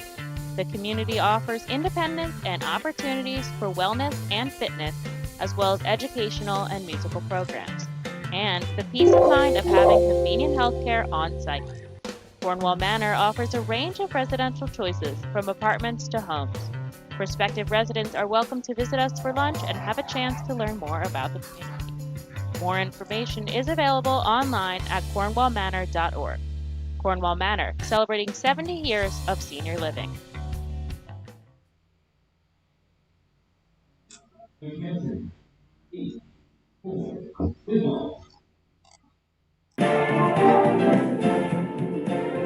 Well, 4-2, the Baysox lead it as we head here to the top of the 4th inning. Final line, Paul, on Kyle Glagoski. 2 1/3 innings, he allows 5 hits, 4 runs, 3 earned. So that last run was unearned. He walked 2, struck out 1 in his start today. Of course, Cesar got out of the jam, and now Reading will try to trim this 4-2 Bowie lead. Bishop back to the hill and back on the mic. Here's Paul. Thanks, Adam. The top of the 4th inning. Cameron Bishop trying to work his magic, but oh my goodness. Nick Matera goes over the second tier of fencing on the first pitch, and that may be the farthest home run we've seen at Prince George's Stadium in the first 3 games of the year. That challenges Rutschman's home run that he hit last night. Nick Matera going yard to left field for a solo shot to lead off the 4th. It is now Reading with 3 on the board, trailing Bowie by 1, 4-3. Nick Matera got every inch of that baseball. And Hunter Hearn takes that one for ball 1. Hunter Hearn, a strikeout victim in the 2nd inning. But my, oh my, what a shot from Matera. The 1-0 to Hearn is fouled to the backstop. The final line from Glagoski for Reading. 4 runs, 3 of them earned over 2 1/3 innings. Nick Matera now 1 for 2 in a big way after popping out to first in the 2nd. A 1-1. This one popped up to the right side. Shallow right field for Robert Newstrom in right. And he makes the catch. Robert Newstrom is the only Baysox to play every game at the same position. The Baysox have had consistency in right field and right field only in every game this year. Otherwise, in the other 8 positions, Bowie has mixed up their defensive alignments. Right. I mean, Rutschman's played in every game, but now tonight I believe is his second game at first base. First pitch in, and a swinging strike to Dalton Guthrie. And who's the other one there, Paul? Is it Ferguson? Out in It is. center field, Jalen Ferguson. We've seen these players play a majority at the same position, but some have gotten night-offs or switches. As here's another fly ball to Newstrom. This one a little deeper. Guthrie chases Newstrom back short of the track, and he reaches up and makes the catch. 2 straight flyouts to right field, but yeah, we've seen these Baysox defenders go all over the field in this first couple weeks of the season. Center field has featured Ferguson now in 7 starts. Zach Jarrett has played mostly in left field, but Willie Yan relieved him for 1 game. Right. At second base, it's split time between Vavra, Torres, and Grenier. The first pitch comes in and bounces to Josh Stephen, who's 0 for 2. Rutschman and Escara have split some time at first. This is Rutschman's 3rd game at first base, but at short, Grenier and Canelo, who's now on the injured list, have split it about 50-50. The 1-0 pitch down the middle for strike 1 called. 2 down now in the 4th. Bowie leading it by just 1, 4-3. The 1-1 pitch outside at 84 miles an hour. But Newstrom has been the anchor, the right fielder in all 8 games.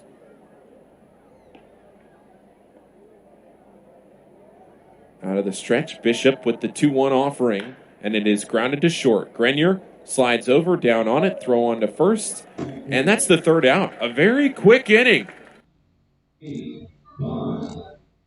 Cornwall Manor is an active senior living community on a 190-acre wooded campus in Cornwall, Lebanon County. The community offers independence and opportunities for wellness and fitness, as well as educational and musical programs, and the peace of mind of having convenient health care on site. Cornwall Manor offers a range of residential choices from apartments to homes. Prospective residents are welcome to visit us for lunch and have a chance to learn more about the community. More information is available online at cornwallmanor.org. Cornwall Manor, celebrating 70 years of senior living. Feasers Incorporated, a family-owned, full-line food service distributor located in central Pennsylvania. Services restaurants, sporting facilities, theme amusement parks, healthcare facilities, educational facilities, and other institutions throughout Pennsylvania and the Mid-Atlantic region. For over 100 years, Feasers and its employees have committed themselves to making customer service their highest priority. Feasers works hard to provide customers with the products they require, delivered by their helpful fleet drivers. Feasers is large enough to serve and small enough to care. For more information, call 800-326-2828 or Feasers.com. ROG Orthodontics is the proud official partner of the ROG Orthodontics Fightin' Phil's Kids Club. Join today at Fightins.com to get your free ROG Orthodontics Kids Club t-shirt and visit FantasticSmiles.com for more information on all the great work that ROG Orthodontics provides. ROG Orthodontics and the Reading Fightin' Phils, 2 great hometown partners. From 8 a.m. to 10 p.m. every day of the year, X-rays, lab tests, and prescription drugs are on site, and most major insurance plans are accepted. For routine illnesses and injuries, Patient First is here for you. Patient First, the name fits. Patient First, proud partner of the Bowie Baysox, open 8 a.m. to 10 p.m. every day. There's nothing like having the orange and black back in Bowie in 2021. This is Bowie Baysox Baseball. Joel Cesar had a quick night. He threw 2/3 of an inning in relief of Glogoski to finish off that 3rd. Walked a batter, struck 1 out, did not allow a hit or a run. And in relief is a name that baseball fans may be familiar with. A guy who has had a journey in his baseball career, Mark Appel, 29 years old, but he has been all over the place in his career. He was drafted by the Tigers in the 15th round in 2009. Then he was drafted by the Pirates in the first round in 2012, and then he was drafted by the Astros with the first overall pick in 2013. So just to get him into the professional ranks, it took a while. And then once he eventually was drafted first overall, he was drafted by the Astros, and he finds himself here in Reading, having spent some time away from the game since 2017. And he will face 9, 1, and 2 in this Bowie Baysox lineup. Zach Jarrett, Taryn Vavra, and Adley Rutschman. But Appel making a resurgence now in Double-A. The 1-0, up and in 2-0. Yeah, it's pretty amazing because Mike Elias has been a part of 3 number 1 draft choices in his career. 2012, Carlos Correa. Of course, 2013 was Appel, and 2019, Adley Rutschman. And 2 of those 3 will face off in this inning. 2 balls and no strikes, and a swing and a miss from Jarrett on a pitch low and away. Appel has not pitched since 2017. He was in Triple-A between 16 and 17. Jarrett fouls this one down the right field line, out of play. Jarrett did single and score in the second inning. Last Baysox to score in the game. Got the second into scoring position on a throwing error by Glagoski, trying to pick him off of first base. 2-2 pitch to Jarrett, and it's low for a fastball. 3 balls and 2 strikes.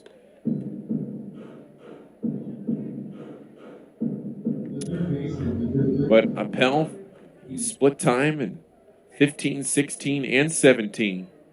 All around the minor leagues as Jarrett takes this one to left center field. Veerling from center over, but calling him off is Madison Stokes from left field. And that's out number 1 in the bottom of the 4th. 4-3 Bowie Baysox.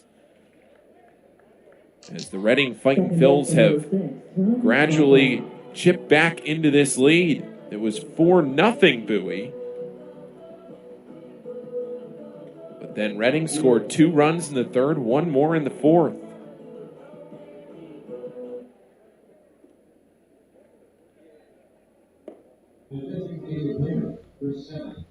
One ball and no strikes here to Taryn Vavra. Vavra doubled in the second inning, but was left on second base.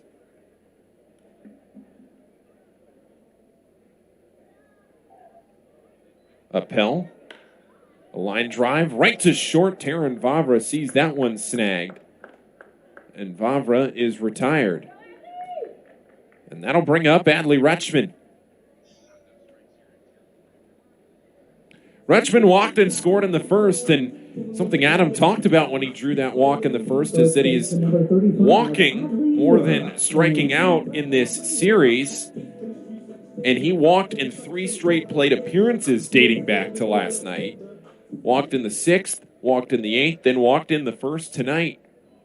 First pitch to Adley. Taken deep to center field. Adley puts a charge into this one all the way back to the wall, and at the wall, a leaping catch by Matt Veerling at the 4:05 sign. Straight away, Matt Veerling jumps into the wall and robs Adley Rutschman. What a spectacular catch by the Fightin' Phils center fielder, and it stays 4-3.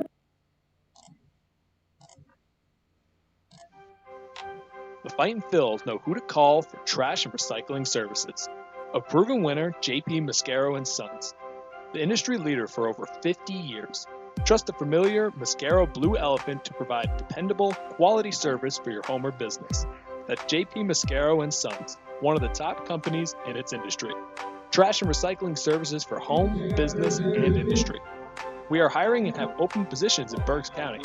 Check our website for open positions at jpmascaro.com or call 1-888-MASCARO. JP Mascaro & Sons, ready to serve you.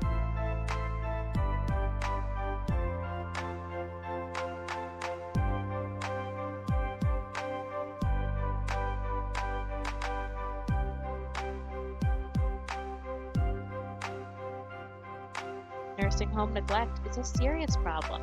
If you or a loved one has suffered from bed sores obtained in a nursing home or a fall down in a nursing home resulting in a fracture, our friends at Swartz Culleton can help. Call the attorneys at Swartz Culleton for a free consultation. Their phone number is 1-800-JUSTICE. That's 1-800-587-8423. Once again, call 1-800-JUSTICE today. Swartz Culleton is a proud sponsor of the Reading Fightin' Phils.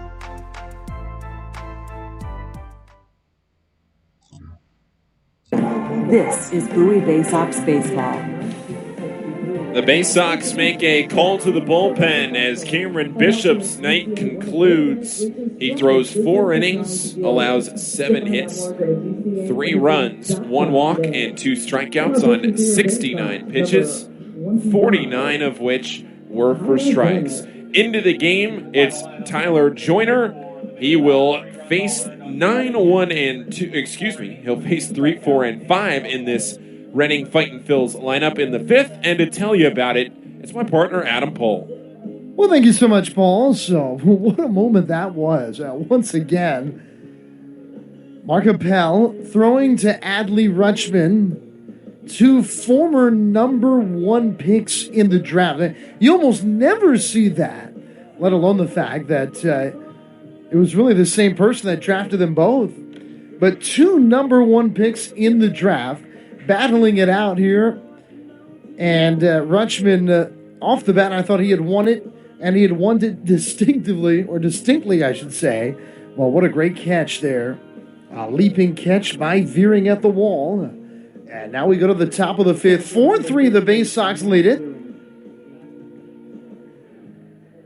As Veerling, who made that great catch and who has doubled twice in this game, will step to the plate. And we have a momentary delay for some reason. I think it's a deal with Chris Hudgens and his equipment. The Bowie catcher is now making his way out. As Joyner plays catch now with Patrick Dorian, the Baysox, third baseman. So Tyler Joyner into the game, second Bowie pitcher. Once again, Reading got 2 in the 3rd, 1 in the 4th, and they're within 1. 4-3, Bowie leads. Here's Veerling. This is 3, 4, and 5 in the Reading order, and the pitch. And a breaking ball, and he taps it foul right off the end of the bat. And the count is 0-1. Joyner here today is making for him his 3rd appearance here of this 2021 season. The righty winds and throws. And another breaking ball, a little bit in, maybe a bit low. And the count 1-1. Joyner this year has allowed 2 hits and 1 run. It was on a solo home run in 4 1/3 innings. Off to a good start as a fastball just in at 91 on the stadium radar gun. It's 2-1. Joyner was a Division II ball player. Pitched at D2 North Alabama. Pitch and a breaking ball, very low ball, 3. And he was drafted in 2018.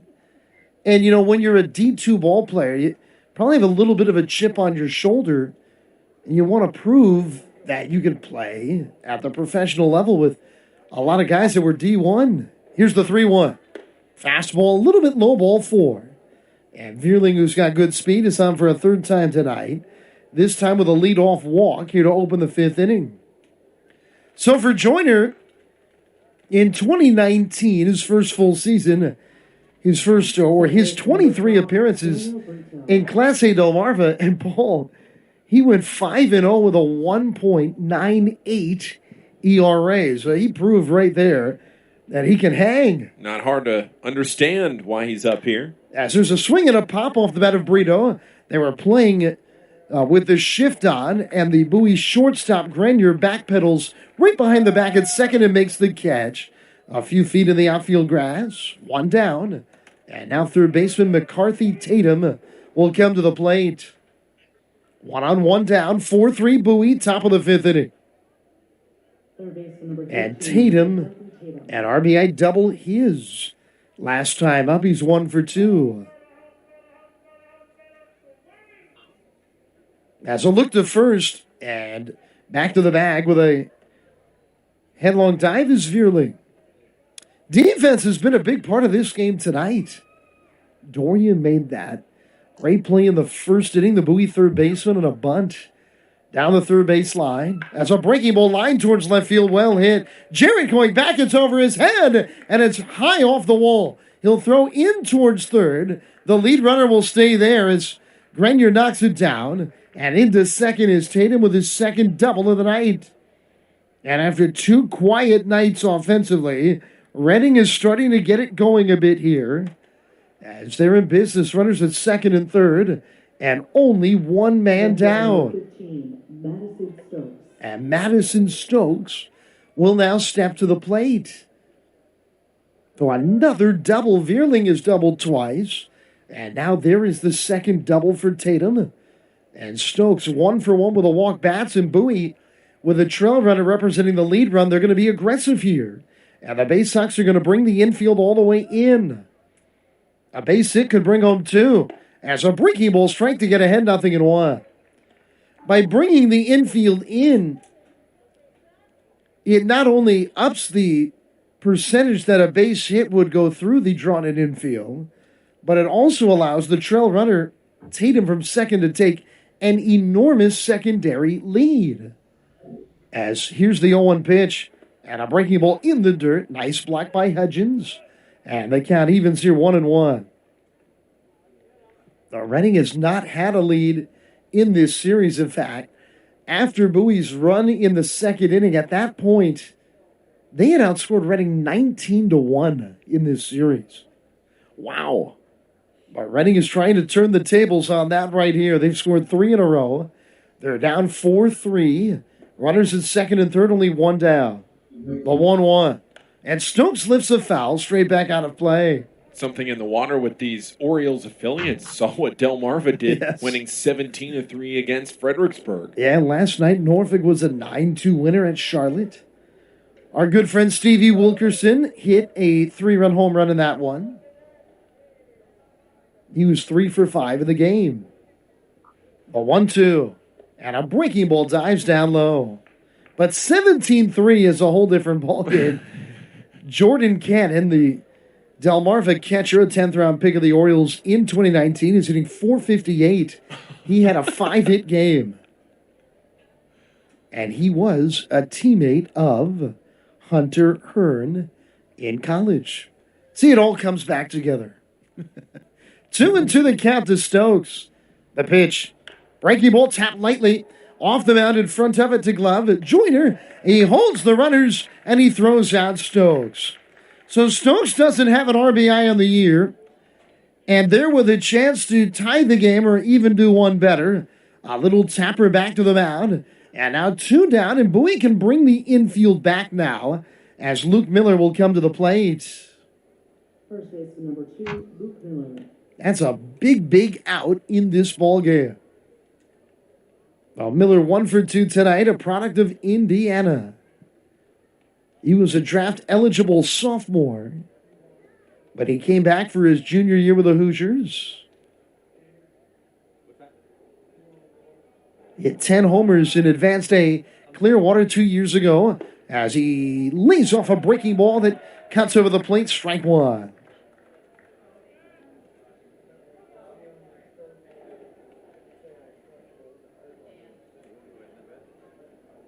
Representing the tying run at third is Vierling. Representing the lead run at second is Tatum. The 0-1 pitch. Fastball into the hands line softly right at Adley Rutschman. He makes a chest-high catch and smashing his helmet down to the ground with 2 hands, Luke Miller. Oh, a great chance for Reading goes by the wayside. They leave runners at second and third. And we head to the last of the fifth. 4-3 Bowie on the Baysox Baseball Network. Nursing home neglect is a serious problem. Care team If you or a loved one has suffered from bed sores obtained in a nursing home or a fall down in a nursing home resulting in a fracture, our friends at Swartz Culleton can help. Call the attorneys at Swartz Culleton for a free consultation. Their phone number is 1-800-JUSTICE. That's 1-800-587-8423. Once again, call 1-800-JUSTICE today. Swartz Culleton is a proud sponsor of the Reading Fighting Bills. The Reading Fightin' Phils are proud to partner with Humane Pennsylvania throughout the 2021 season. Humane Pennsylvania is the region's premier leader in animal welfare and empowers the people in our communities to increase their capacity to care for animals so that all animals are safe, healthy, and treated humanely. Humane Pennsylvania is proud to be a Fiesta Friday and Bark in the Park sponsor. Learn more about Humane Pennsylvania and how you can help build the best community anywhere to be an animal by visiting humanepa.org. To enjoy a perfectly crafted 1893 from the makers of Pepsi Cola, you must first appreciate its carefully selected ingredients. A dash of cola nut extract, a hint of real sugar, a splash of sparkling water, and a generous amount of attractive spokesperson. Trust me, I'm gorgeous. Cheers to 1893 boldly blended colas, a delicious balancing act of premium ingredients from the makers of Pepsi Cola.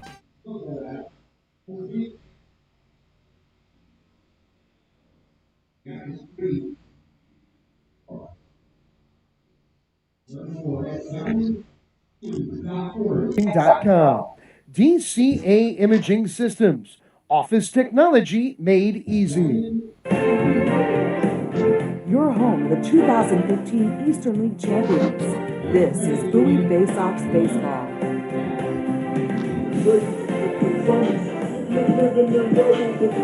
Well, it's 4-3 Bowie as we go to the bottom of the fifth inning. Now standing in Robert Newstrom, left-handed batter, followed by Dorian and then Ferguson. 3, 4, and 5 in the Baysox order. The pitch, and Appel deals inside with a sinking fastball on the count. 1-0. Well, Mark Appel coming in the fourth. Worked a 1-2-3 inning. Throwing hard here. He delivers. And a fastball missing low. As that was 95 on the stadium radar gun. And the count is now 2 balls and no strikes. What a story, Appel, as he tries to work his way to the big leagues. As a breaking ball grounded lightly foul to the first base side. He is not your average 29-year-old Double-A pitcher. Appel, it's really interesting because he's a pitcher that has had his name known as a collegiate ball player and then, of course, as a minor leaguer for years by baseball fans throughout the game. It's not like college football or college basketball. The American public doesn't know many college baseball players by name. Here's the pitch. And a breaking ball strike on the outside. It's 2-2. But when Appel did not sign after being the 6th overall pick in the 2012 draft, after his season at Stanford, really the baseball world was stunned by that.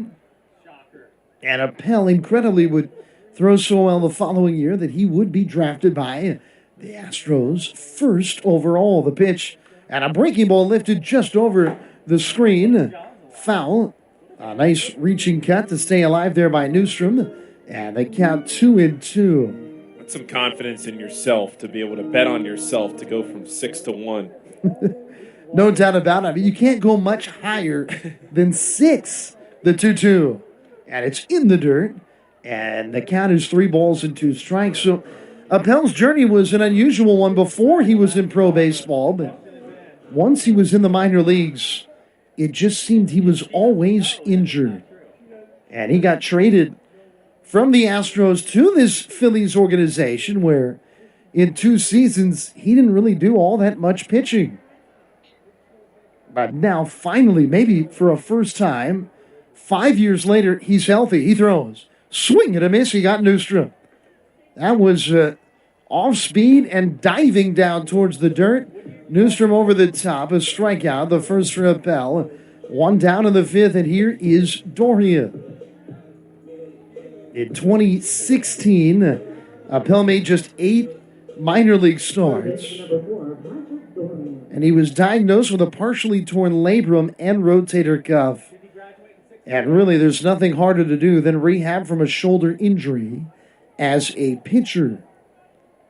As he winds and throws down to Dorian, who shows bunt and takes a fastball at the knees, 94. The stadium radar gun, and the count 0-1.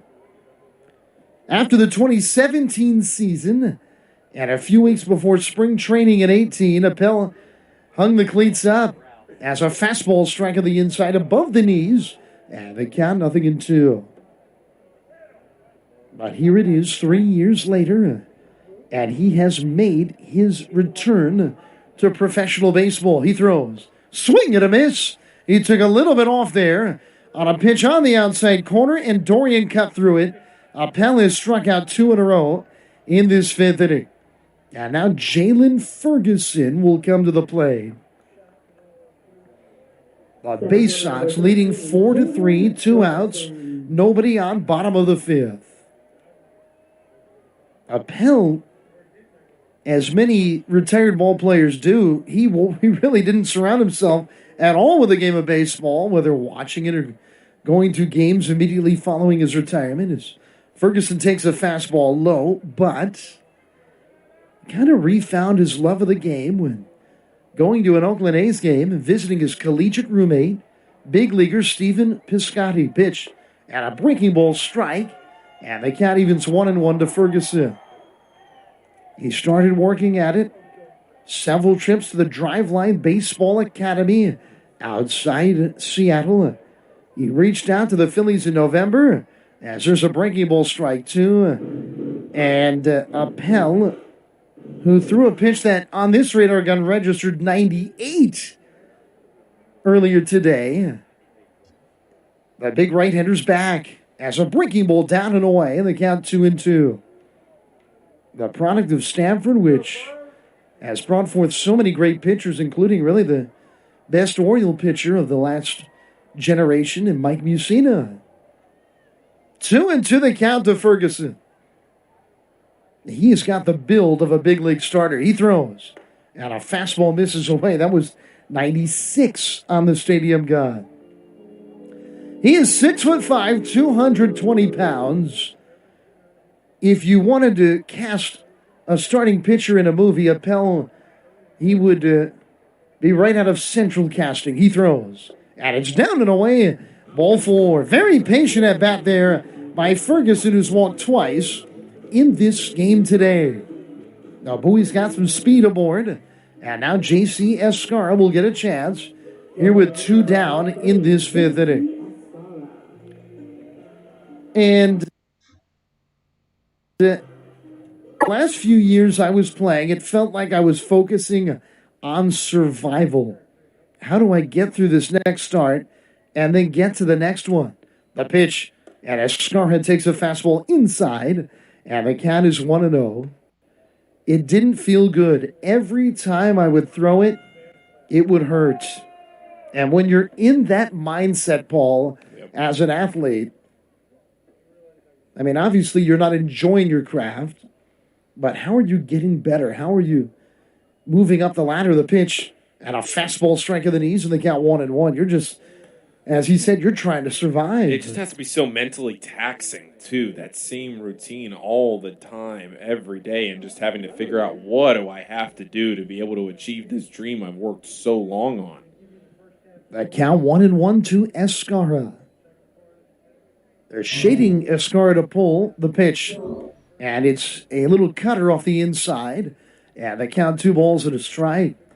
Shortstop's right up the middle here in Guthrie, and the third baseman Tatum is well off the bag. Yeah, it helps, Paul, if you can read your own handwriting.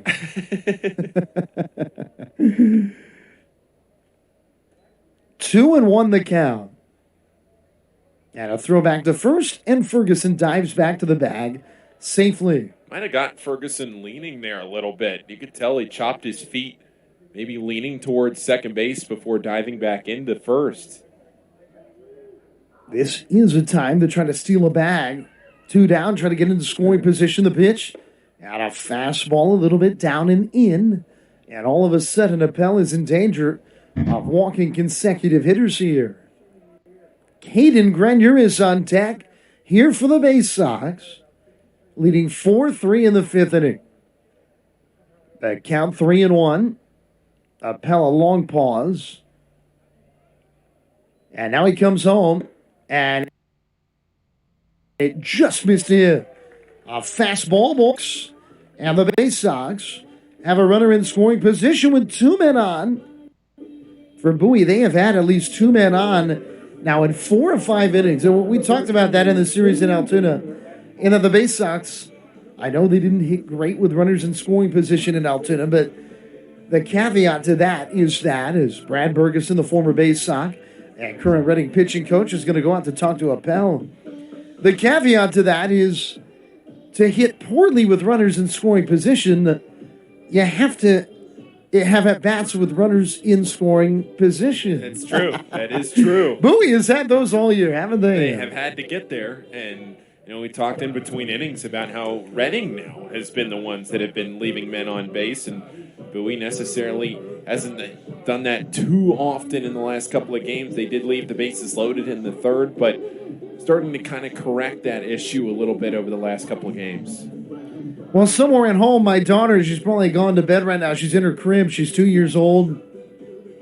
Little Allie's just kind of turning around, looking around, thinking, what's going on? Why am I getting this feeling? And it's because somewhere in the world, Baby Shark is being played. 2 on, 2 down. Bottom of the 5th inning, 4-3 Bowie. Here is Grenier. He's popped out twice tonight as Appel is set at the belt and the pitch. And a breaking ball veers off the outside. Ball 1. Does Baby Shark have a soft spot in your heart? Or is it Paw Patrol? Or what is it really? Well, I'll tell you Peppa this. Pig? You kind of wish you had a Baby Shark odometer, like you can always look down and see the amount of miles you've driven. It's like, how many times have I heard this song? And so breaking ball counted a miss. Grenier down to a knee, and they count 1-1. Now, when you work in a minor league ballpark, you're going to hear the SpongeBob SquarePants, all of that very often. But when you've got a year of pandemic and a child at age 1, what is your Baby Shark odometer? It is elevated. A 1-1. And it's a cutting slider off the outside. This is an interesting at-bat because Appel has walked 2 in a row. Make him throw strikes. You're going to take a strike or 2. But when you've got a runner in scoring position, you want to be more aggressive as a hitter. If you're going to get one good pitch in at bat, you want to take advantage. As here's the pitch. And he bounced a fastball to Appel there. Ball 3. As Reading, we're in the 5th inning, and they're warming up their 4th pitcher of the game. Tyler Carr, the rare single-digit jersey pitcher, is up and throwing. You don't see that. That's like a field goal kicker wearing number 98. Tyler Carr is wearing number 5 as he's throwing in the Reading pen. 3-1 the count to Grenier. Appel throws. And a breaking ball just missing up high. Ball 4. Boy, after striking out 2, he's walked 3 in a row. And the powerful Hudgens, a very dangerous guy to be batting in the 8th hole in the order, will stand in. Bases loaded, 2 down for Bowie. Yeah, he has struck out twice tonight, but still has that power. We saw a 2-run homer last night that he ripped inside the left field foul pole. Batting from the right side, Hudgens, a strong bat. Well, Appel is, after retiring the first 5 he faced in this game, maybe a little bit on the ropes here. The bases are loaded, 2 down. The big righty throws, and a fastball down and away, and the count 1-0. Well, you can feel like a dominant force when you stand on top of the hill and peer down at a hitter. But it can become a very lonely spot when you're unable to throw a strike, and that is where Appel is right now. The lights are shining a bit brighter as a breaking ball lifted in the air behind third. It's shallow. Stokes coming in on the run, and he makes the catch in and towards the line. And with it, the inning is over. So 3 2-out walks don't come back to hurt Appel. Bowie. The Reading Fightin' Phils are proud to partner with Mao Beer throughout the 2021 season.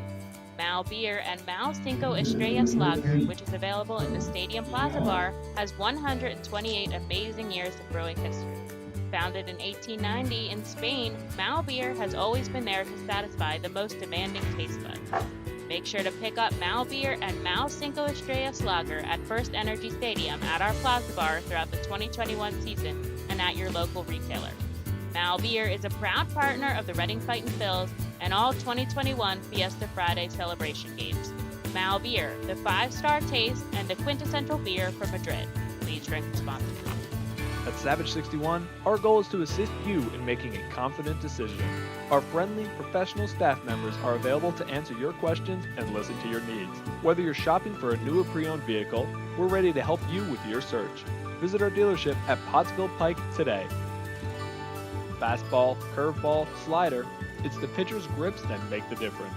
And when it comes to cornering, braking, and traction, CJ's Tires and Automotives can improve your car's grip with a new set of Hankook tires. Hankook tires are known for great handling and reliability mile after mile. Together, Hankook Tires and CJ's are your winning team. So whatever your vehicle needs, an oil change, state inspection, brakes, alignments, or Hankook tires, trust CJ's Tires and Automotives in Fairless Hills. CJ Tires and Automotives.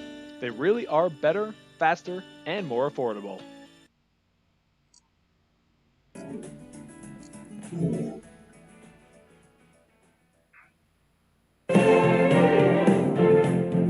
Your front seat to the rising tide of the Orioles prospects on their way to Baltimore.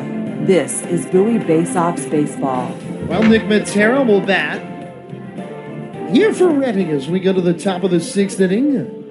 The Baysox, who got 3 runs in the opening frame on a 2-out, or actually 1-out, 3-run homer from Patrick Dora, who hit his first home run of the year his last time up down the left field line. Tyler Joyner in his second inning of work, he delivers, and a fastball misses inside, and the count 1-0. Well, you talked about the Orioles minor leagues earlier, Paul, and there's an interesting happening in the Orioles minor leagues tonight. Baltimore, the big league club, has an off day. They'll take on the Yankees tomorrow, as there's a line drive foul back to the screen. I looked up who is starting tomorrow for Baltimore, and it's again Dean Kramer. Dean, I think 60% of his major league starts have been against the Yankees. As Joyner delivers, and a breaking ball check swing, but it didn't matter. It's a called strike, and the count 1-2. I feel like every time I turn around, Dean Kramer is starting a baseball game. And it's always against the Yankees. I think he made his big league debut against the Yankees last year, as it's another breaking ball fading low, 2-2 the count. Tonight, though, a former Baysox, former longtime Oriole, in Mike Wright back in the States, pitching with AAA Charlotte in the White Sox system. Here it comes, and a fastball well up high in the count 3-2. And Charlotte is playing none other than the Norfolk Tides, a team that Mike Wright spent a lot of time with in his time in the Orioles organization. Wright was a guy that we saw a lot on TV last year. Here's the pitch. Swinging a liner towards the middle and through. Vavra made a leaping effort, kind of a diving effort, but Matera's got his second hit of the evening. And boy, we've seen a lot of leadoff base runners for Reading, and they have another in the 6th. The last year, obviously in the heart of the pandemic, when Major League Baseball and all of American sports were completely quiet, baseball season was supposed to start. It hadn't started in the second most popular baseball league in the world either, in Japan. As here's Hunter Hearn, and a lifted foul fly out of play to the right side, and the count is 0-1. And all of a sudden, out of nowhere, if you had one of these insomniac type of evenings and you turned on your TV at 3:30 in the morning, there would be Mike Wright pitching in the Korean Baseball League. As a fastball misses away the KBO. And the count 1-1. He pitched for the NC Dinos. And Mike Wright went to East Carolina University. I don't think NC stood for North Carolina, though. No, it didn't. 1-1, and here's the pitch. Swing and a miss. Good off-speed delivery there. Looked like a changeup, and the count 1-2 here to her. The NC Dinos would end up going on to win the Korean Baseball Championship for a first time ever last year. And even though our sporting cycle had resumed, this is a fastball up high. Yeah, the count is 2-2. And not just resumed. I mean, we had the hockey playoffs. We had the basketball playoffs. We had baseball underway. Football was about to start. And still, at 3:30 in the morning, oh, yeah, Korean baseball was on ESPN. The 2-2. And a swing and a ball lifted to center. Ferguson a bit to his right, but he's there. And he makes a head-high catch. Hearn retired and one down. And now Dalton Guthrie will come to the plate.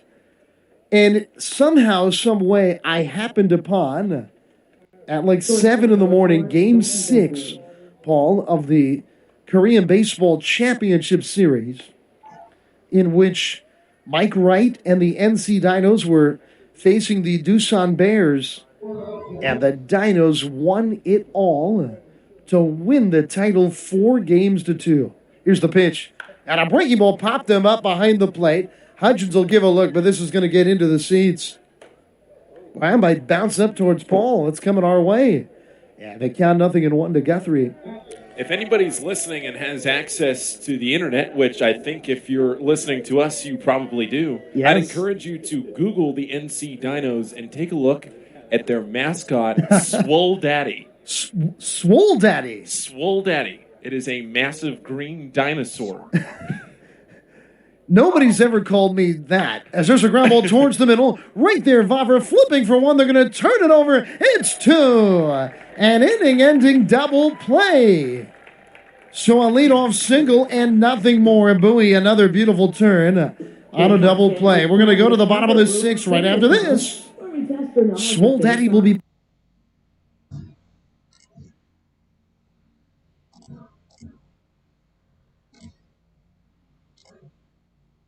Better pitching, faster base runners, and more runs batted in usually beats the competition. At CJ's Tire and Automotive, better selection, faster service, and more affordable options always beats the competition. When it comes to tires, CJ's MVP choice is a new set of Falken tires. Falken tires are known for handling, reliability, and value. And for more than 50 years, CJ's has been helping customers find the right tires at the right price. Together, Falken Tires and CJ's are a winning team. Stop in any time at your local CJ's or shop online at cjtires.com. CJ Tires and Automotive. Better, faster, and more reliable. We've been privileged at ROG Orthodontics to be part of the local community for over 60 years, creating generations of fantastic smiles. We're honored to be voted the #1 orthodontist year after year and proud to be the top Invisalign provider in the region. We passionately believe we're changing lives every day right here in the community where we live. We offer interest-free, flexible payment plans and provide monthly scholarship programs for free braces. Be sure to check out our magnet contest to win free braces. We love seeing our patients' successes, knowing we had a part in changing lives. One fantastic smile at a time. Savage 61 is a proud sponsor of Fiesta Fridays. Enjoy an R-Phil's game, great food, music, and entertainment. The team will play as Los Luchadores de Reading Latino Tribute uniforms. Visit Timmy Profit and Savage 61 Pennsylvania's most awarded dealership for all your automotive needs.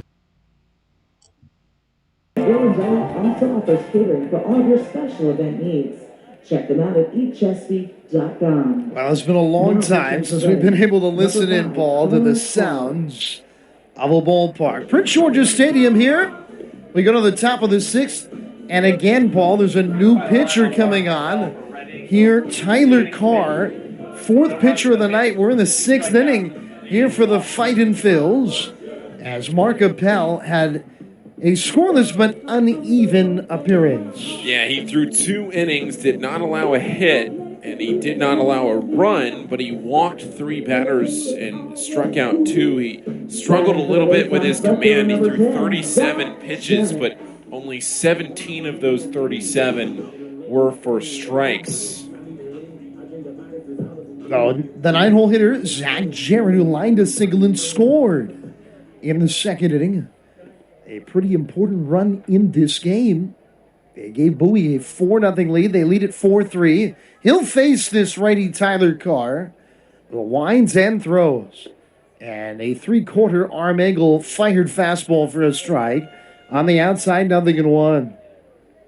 You don't see too many professional pitchers that are below 6 feet tall. The 0-1. And there's another fastball strike of the outside corner. 0-2. But interestingly enough, Joel Cesar, 5'11", who was the second running pitcher of the night tonight.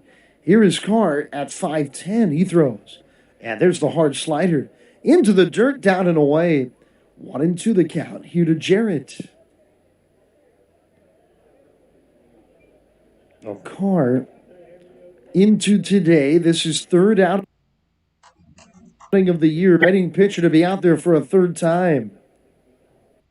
Make that fifth with Cesar as well. Pitch and a tapper foul right at the plate on a pitch that got in on the hands of Jarrett.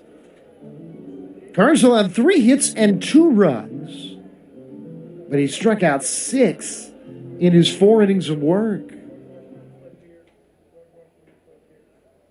He's pitched pretty well out of the Reading pen. He throws, swing at a chop ball, well hit, foul, third base side, and it stays 1-2. Taron Vavra and then Adley Rutschman will bat following in this 6th inning. Rutschman robbed of quite possibly a home run. I think it would have been a double off the top of the wall, but it was an incredible catch by veering. The Reading center fielders had a huge night tonight. 1-2 coming. And off-speed pitch that is tap foul. Way out on the front foot swinging there was Jarrett, but he stays alive.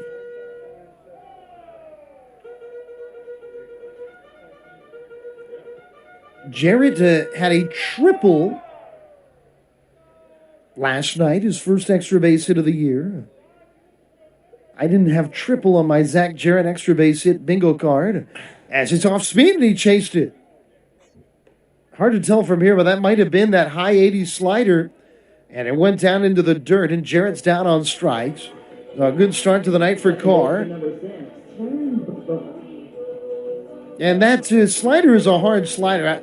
I wouldn't call it an off-speed pitch. I mean, it's off-speed from his fastball, but it's not really that off-speed, and that's why it's such a tough pitch to decipher. As here's Vavra, has looked great at the plate tonight. The pitch, and he takes strike one, a fastball at 93 on the outside corner. Vavra's 1 for 3, doubled homer run in the second, but he lined out sharply in his other 2 at-bats. The pitch, and he lines one foul back to the screen, and they count 0-2. Yeah, and you talk about those hard lineouts. It shows he's even squaring up the pitch. Is making good contact. It just fielders, but still good, solid contact from him.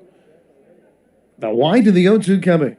And Vavra takes just off the outside on a changeup. Very close. And the Reading dugout wanted to know, where did that one miss? It has been a small strike zone tonight. 1-2 coming. Swing and a line drive base hit into right field. Well, you throw consecutive changeups. And that has been a pitch that Vavra has been all over. I think he lined a changeup for a double in the second inning. And Vavra with a line drive single to right here. And Adley Rutschman. Once again, he's walked and scored. He's 0 for 2 tonight.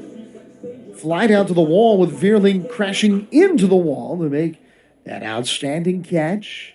His last time up, he stands in from the left side. Feels like Rutschman is always batting against righties. The pitch, and it's in the dirt, and it gets by Matera as Vavra's got second. And he even turned the bag at second, looking back towards the plate there. A wild pitch. And now an opportunity for Rutschman to drive home another run. He does have 5 RBIs already on the young campaign. With Vavra's speed, I wouldn't have put it past him if that ball had rolled a couple feet farther up the line. Try and take that extra base. The 1-ball, no-strike pitch. And it's very low in the dirt. Vavra's heading for third, and he's there without a slide. Consecutive wild pitches. Have to wonder if working to Rutschman can get in your head a little bit. He has walked 3 times in the last 2 nights without striking out. Rutschman also hit his first Bowie home run at home last night on a 3-ball, 2-strike breaking ball. And he hit it way out to right field. Infield now is pulled in this 4-3 game, Bowie leading in the 6th. Runner in third, 1 man down. As now the 3, another off-speed pitch. Boy, Carr thought he struck out Vavra with a pitch right on the outside corner. A 2-strike delivery. He threw another changeup. After the changeup he thought was a strike, Vavra lines it for a base hit. 2 wild pitches later, and Bowie's in business here. The 3-0 to Adley, and he takes a strike. A fastball on the inside half of the plate. And Rutschman was about to take first base there. Though Adley in this series is 2 for 9 with a homer and 3 walks, I believe. 3-1 the count. I have to check if he walked in that opener pitch. And he takes just a bit low, ball 4. Another walk for Rutschman. Very patient at bat there for Adley. And now it's Newstrom to the plate here for the Baysox. And nothing is coming easy for these Reading pitchers. You're in a position here, Paul, where Bowie has had at least 2 men reach base in now 5 of 6 innings in this game. That does so much for you as a hitter when you have that discipline, Adam, when you aren't chasing those pitches out of the zone, when the pitchers know they have to throw at you instead of getting you to chase those balls. As there's a chopper foul right side off a changeup. When the pitchers know that they don't have to, they have to come into the zone and they can't go out and keep walking you. Rutschman earns that respect from the umpire, too. It's the respect that Mike Trout, you feel like, is always given because you just are so careful, you're so tedious, you know where the strike zone is. And it's going to get him into better hitters' counts. The 0-1. And Newstrom reaches for a changeup that was off the outside. A swing and a miss, strike 2. And if you look at the Orioles at the big league level right now, they are a team that has some incredibly talented hitters. We've seen them come through Bowie, but many of them are very aggressive hitters and are prone to chase. And you see at the big league level, do we really have to throw this guy a strike here? 0-2 coming. And a cued foul off a changeup over the plate. Newstrom got it right off the end of the bat as he rolls it towards the third base side. Reading has out-hit Bowie 9-6 in this game, while the Baysox lead it 4-3. In the bottom of the 6th inning. 0-2 pitch coming. And it's in the dirt. Rutschman's heading for second, and he'll get there. That's a 3rd wild pitch in the inning. Wild pitch. And now will Reading bring the infield in again? They were in earlier with Vavra at 3rd and 1 down. Well, I have to see now with runners at 2nd and 3rd, and they are going to bring them in. The infield a few steps in back of the infield grass here. The outfield's pretty shallow as well, with Newstrom batting. 1-2 pitch. Swing and a fly ball near the line in left. Stokes in Fairground is going to make the catch. Vavra will tag and come home. Here's a first scores. And the Baysox get an insurance run on top 5-3. The wild pitches come back to hurt Reading. And, throughout this series, Paul, a lot of times with defense, a lot of times with wild pitches, whatever it may be, Bowie's been able to get some of these extra bases, and it has paid dividends. It has. You get over into scoring position. You see Rutschman, who walks and gets to second. He is given scoring position, in effect. And now Dorian, the hot hitter, is up the pitch, and he swings through a fastball, and the count is 0-1. You look at it from another perspective when Dorian made that great play to open the game at the top of the first, barehanding and throwing out Guthrie on a beautiful bunt down the third baseline. Well, 2 batters later, Veerling doubled the 0-1, And a fastball up high in the count 1-1. If you got a leadoff man at first base and a double to the wall in the alley, he would have scored. And you make an outstanding defensive play. And in the end, it turns into a run-saving play when you piece the inning together for Dorian. As he swings and lifts a fly to left, moving back on it, Stokes, twisting and turning, bobbling, and he dropped it. Oh, my! Richmond scores. Dorian for third, a throw, and the throw is there, and the tag gets him on a foot-first sliding attempt from Dorian into third, 7-6-5. Stokes botches a fly ball to left, and Bowie gets another run. We go to the seventh, 6-3, Bowie in front on the Baysox Baseball Network. From sprains to stitches, sore throats to stomach aches, and pulled muscles to poison ivy, care is around the corner at Patient First. Walk in to see a doctor from 8. Club is the original hospitality area at First Energy Stadium. Conveniently located along the third base side, the 67 Club gives you front row seat to all the action at the hot corner. The area is safely protected from line drives with large see-through netting. Starting at $31, groups of 20 or more can enjoy a 2.5-hour all-you-can-eat buffet. Children 4 and under are free. Visit Bytons.com or call us at 610-370-BALL to reserve your group outing. You can add a delicious all-you-can-eat buffet to any Reading Fightin' Phil's game ticket for only $18. No need to visit the concession stands. You can add a 2.5-hour all-you-can-eat buffet to any ticket. Selection includes barbecue chicken, barbecue sandwiches, cheeseburgers, hamburgers, hot dogs, mac and cheese, corn, pasta salad, baked beans, potato salad, chips, fruit, cookies, and Pepsi products.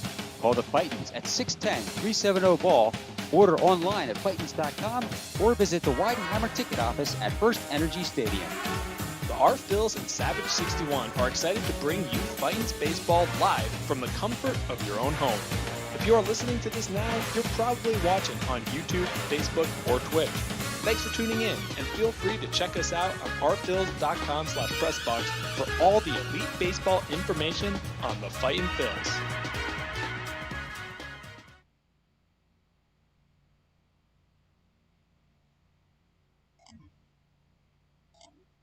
For Dorian, that brings home Rutschman. He was thrown out at third, 7-6-5. We go to the seventh, 6-3 Bowie. Here's Paul. Oh, thank you very much, Adam, Josh, Stephen, Matt Vierling, and Daniel Brito to bat here in the seventh inning with Bowie now in front 6-3. And the first pitch is outside to Josh Stephen, who was looking for his first hit tonight.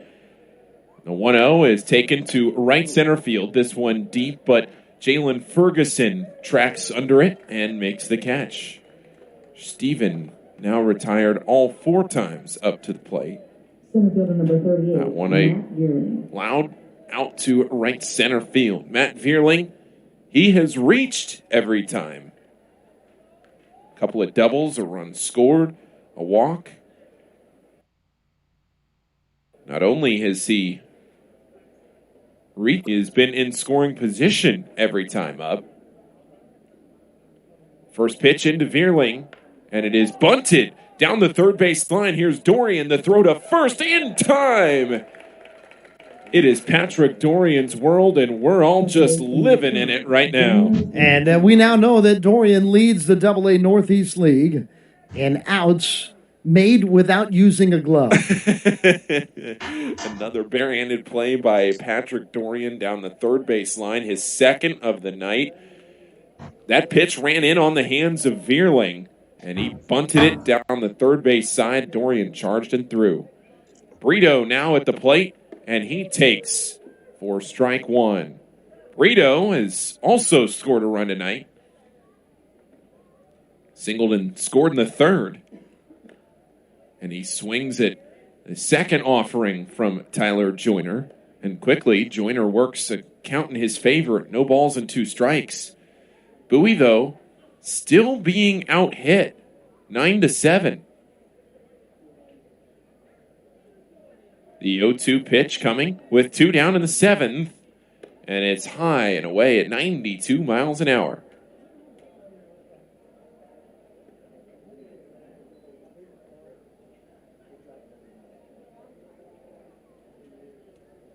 The 1-2, and it's lifted down the left field line. If it stays fair, it's extra bases, and it's just foul by an inch.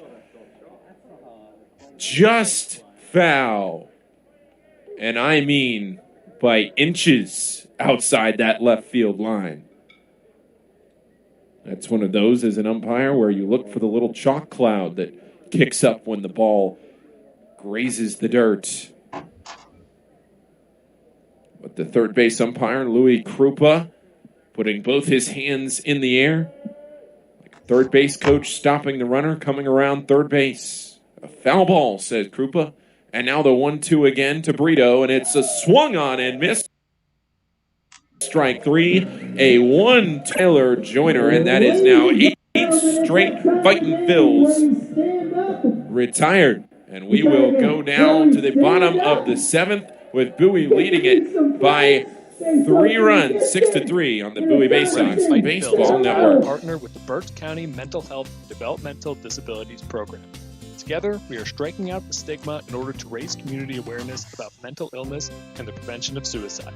With 3 simple words, are you okay? The hope is to begin a conversation to show Berks County that we care.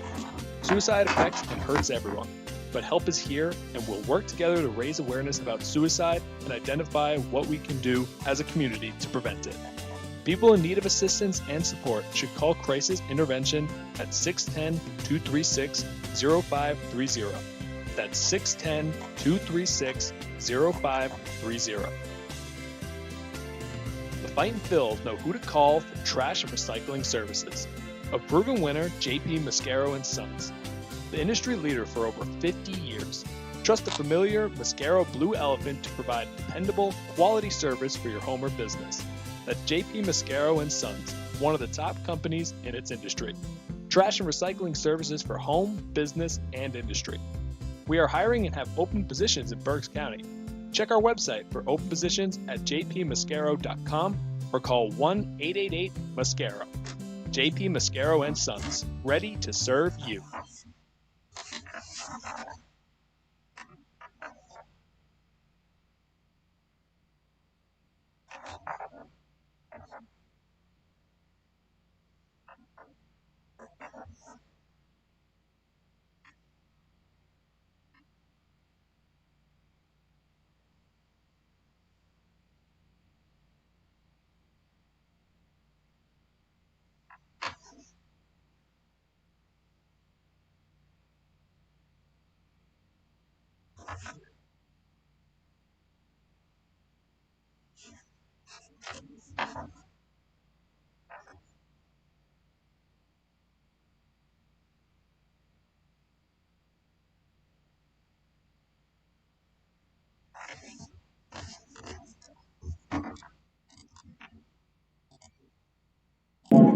Baysox now slightly more comfortably in front, 6-3. The 1-1 pitch to Ferguson.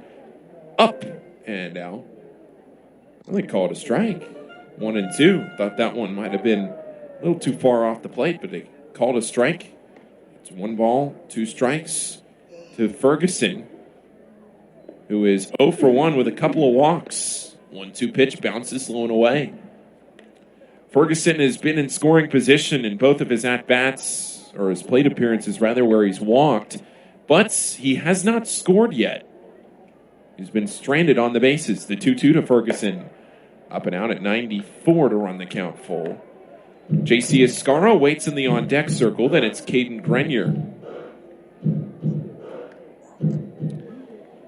Chris Hudgens in the 8-hole is the only Baysox that has not reached base today. The 3-2. Swung on and missed. A strikeout. Tyler Carr gets his second strikeout of the night. Swinging strikeout by Jalen Ferguson. Hitter number 23, J.C. Escarra. Zach Jarrett also a swinging strikeout in the 6th. J.C. Escarra. A couple of walks for him. So between Ferguson and Escarra, the 5 and 6 in this order, 4 walks on 7 plate appearances tonight. First pitch to him, outside. Starts it off that way. Quarter of the way there. The 1-0. taken to left center field and deep. This is sending Vierling back to the wall, all the way back to the wall, and he runs out of real estate. J.C. Escara with a home run to give the Baysox now a 4-run lead. It's 7-3 Bowie. J.C. Escara, the lefty, going the other way for his second home run of the season. He hit the first homer for Bowie back on May 4th and has not homered since. But he ends that drought with a long fly to left center. J.C. Escara jogs around the bases, and it's the Baysox 7. Swinging is Caden Grenier and grounding it back to the pitcher for the second out. We see Carr throw on to first, an easy play for out number 2. Grenier now 0 for 3 with a walk tonight. And it'll be Chris Hudgens. But Bowie with a 3-run homer in the first from Patrick Dorian. A man on fire. Dionis Almengo in the bullpen warming for Bowie, potentially to relieve Tyler Joyner. Austin Ross, number 16, Ross. Then Austin Ross down on the left field line in the bullpen for Reading. A broken bat line drive on one hop. Chris Hudgens is thrown out second to first. Daniel Brito picks it up and throws on with the other half of the lumber down the third base line. And we'll go to the 8th inning with Bowie now in front by 4. You can add a delicious all-you-can-eat buffet to any Reading Fightin' Phil's game ticket for only $18. No need to visit the concession stands. You can add a 2.5-hour all-you-can-eat buffet to any ticket. The selection includes barbecue chicken, barbecue sandwiches, cheeseburgers, hamburgers, hot dogs, mac and cheese, corn, pasta salad, baked beans, potato salad, chips, fruit, cookies, and Pepsi products. Call the Fightins at 610-370-BALL, order online at Fightins.com, or visit the Weidenhammer ticket office at First Energy Stadium. Savage Auto Groups is a proud sponsor of the Reading Fightin' Phils. Our large inventory and wide selection of models, along with competitive pricing, allow us to make great deals on many vehicle makes and models.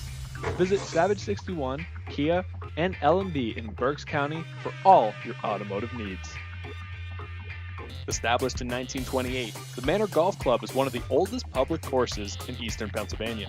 Located conveniently between Philadelphia, Lancaster, and Allentown in Sinking Spring, the Manor Golf Club offers a true test of golf on a traditional championship-style golf course where shot making takes precedence over length. Visit themanorgolfclub.com for more information.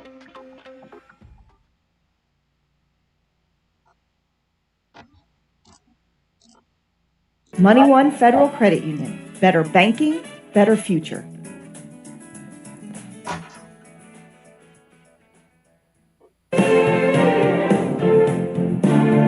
Your front seat to the rising tide of the Orioles prospects on their way to Baltimore. This is Bowie Baysox Baseball. You can stay a couple at least until the next game. We head now to the 8th inning, and Tyler Joyner has been replaced on the mound. Dionis Almengo is out there. Tyler Joyner finishes his night having thrown 3 innings, allowing 2 hits, no runs, a walk, and a strikeout. A nice night for Tyler Joyner. He threw 35 pitches, 22 for strikes. Dionis Almengo is out to the mound. We've seen him several times this year, and to tell you about him and the rest of the game, it's Adam Pohl. Well, thank you, Paul. That's right. I mean, Almingo's a guy that came in on Tuesday night, and he got 1 out, and it was a nice one because it was the 27th out of the game. So he'll come on for it. Tyler Joyner, who had a very good night tonight, 2 innings, 1 hit, no runs, did not walk a batter and struck out 1. Joyner faced the minimum in 2 innings as he allowed a leadoff hit to Matera, but then got a double play 2 batters later to end the 6th. So here's McCarthy Tatum. He has doubled twice. And Paul, I think one of the big moments in this game, top of the 5th inning, Bowie 4-3 leading. And Tatum doubled to put runners at second and third with one down, with Bishop in his, actually, no, I was wrong. It was Joyner that was on the hill there. As the Joyner worked 3 innings, he gave up 2 hits and no runs, but Joyner got out of that jam. As here's the pitch, and Almengo misses off the outside, and the count is 1-0. So Joyner came in that 5th inning, and had runners at second and third, one down. He was able to stay in front. The pitch, and it's down and inside. A fastball, ball 2. Dionis Almengo is tagged with 1 loss this year, but it's a little deceptive because he only threw 2 pitches. He came in the bottom of the 10th in Altoona with the runner already on second base and allowed a hit. The next one, inside, ball 3 with a fastball. So he's the first Baysox to work in 4 games this year, but incredibly, in 3 games, he's thrown 2/3 of an inning. That's hard to believe. So 3-0 the count, the pitch, and he misses in ball 4. So the first 4 out of the zone, kind of missing in the same spot, consistently there. And Stokes is on, or I should say Tatum is on, and now Stokes will bat, who is 1 for 2 with a walk in this game. Now let's take a look back at Tyler Joyner's line again and do it correct this time. He allows 2 hits and no runs. He walked 1, and he struck out 1 in 3 innings. There we go. As here's the pitch. And a fastball's up high, ball 1. You know, that's why, Paul, I should be doing this in pencil, but I got plenty here for you. The eraser is a needed property for me. 1-0 the count to Stokes. Almengo's missed with 5 in a row here. He delivers, and a breaking ball in the dirt, ball 2. I'll tell you, it took a while for me to convert from the pen to the pencil. And I only do it for the scorebook. That's it. Yeah, I've always gone just, I'm not a big pencil guy. Neither am I, but the eraser, as you said, it's essential. This is a big spot for Almengo to try to find it before too many are aboard. 6 pitches, he's missed with them all. As he delivers, and there's a good strike, a fastball right over the heart of the plate, at the knees, and they count 2-1. Almengo from Santiago of the Dominican, 24 years old. He delivers, and a fastball misses in ball 3. There are so few non-drafted free agent Latin talents on this Baysox team that have come up through the Orioles organization. In fact, I believe it's only 2. 3-1 pitch. Well upstairs, ball 4. I mean, in the game of baseball, the amount of players from Latin America, I mean, it's creeping towards 30% of the game. And here you've got 2 out of 28, I guess Canelo is, but he's inactive now. So 2 of the 25 active players for Bowie are homegrown, non-drafted free agent talents. And it speaks to one of the big changes that we have not yet felt here, Paul, at the AA level yet, which is the Orioles' immense investment in a brand new academy in the Dominican and into putting more money into signing very young teenage Latin talent. As here is Luke Miller. 2 men on, nobody out. Nobody's warming in the Bowie pen. Bowie leads by 4. Here's the pitch. And a breaking ball cut and a miss, strike 1. It started up and in, and it cut over the plate, and Miller took a big hack at it. It's one of the real nuances that many don't understand in the Orioles organization about how well they have drafted of late. As here's the 0-1, and a breaking ball chop right back to the mound. Almengo to second. Grenier's got it, spins around, throws to first. A beautiful double play. Wow! Grenier had to almost stretch for that tailing throw away from him from Almengo. He caught it, and what incredible feat by the Bowie shortstop. spinning around and firing a strike to get Miller 1-6-3. And all of a sudden, what looked like it could be a big inning. And there's a runner at third and 2 down in the 8th. 7-3, Bowie leading. And Matera to the plate. He's got 2 hits, including a home run tonight. As Almengo sets to the belt and delivers. And a heartbreaking ball diving down and away.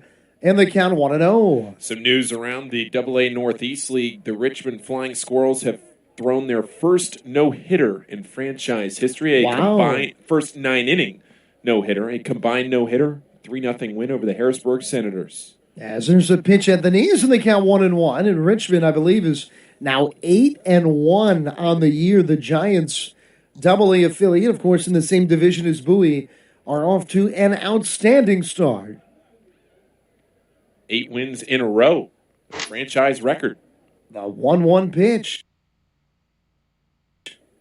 And a tapper foul behind the plate. This year, Richmond, or 2 years ago now, Richmond struggled so mightily offensively all year, Paul.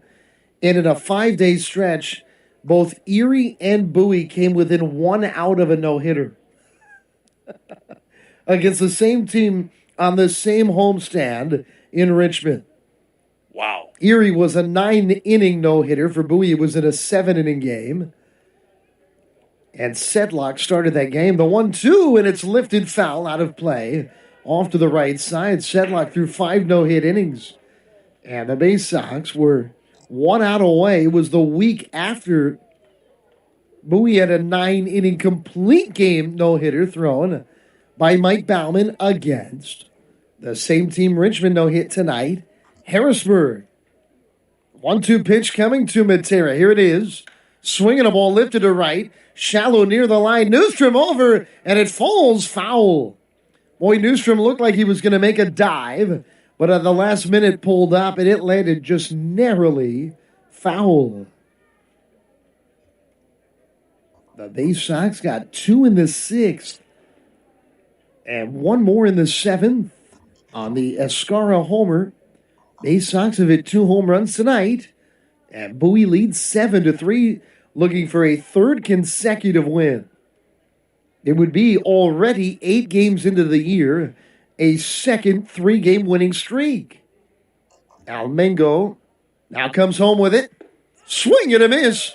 Oh, they appealed if he went, but he certainly went. And the first base umpire, Ben Phillips, rings him up. No argument there.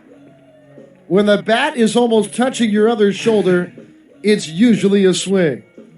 So the inning is over. Almengo walks the first 2, but leaves a runner at third in the end. We go to the bottom of the 8th.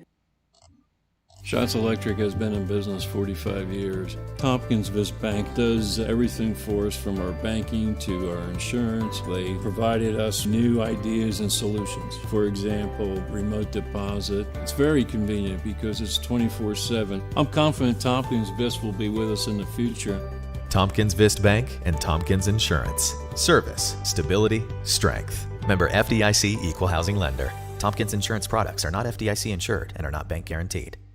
The Fightins features special pregame happy hours every Monday through Thursday at the Yingling Hometown Tap Room. Tompkins Vist Bank Plaza opens at least 2 hours before game time for all happy hours. In addition to $1 off Rusty Rail Brewing thanks to Winster Distributing, all happy hours feature live music on the T-Mobile stage. That's happy hour every Monday through Thursday home games thanks to Rusty Rail Brewing and Windsor Distributing. The Reading Fightin' Phil's birthday party package is the best way to celebrate a birthday. Whether you are a youngster or an adult, there is no better birthday than a Fightin's birthday. The Fightin's Fan Birthday Package is customizable for fans of any age and starts at just $120. Base packages include 10 general admission tickets to a Fightin's home game, an autographed baseball, and a VIP reserved parking spot. Fans can also add a wide variety of experiences and options to make sure your favorite Fightin's fan's birthday is a grand slam.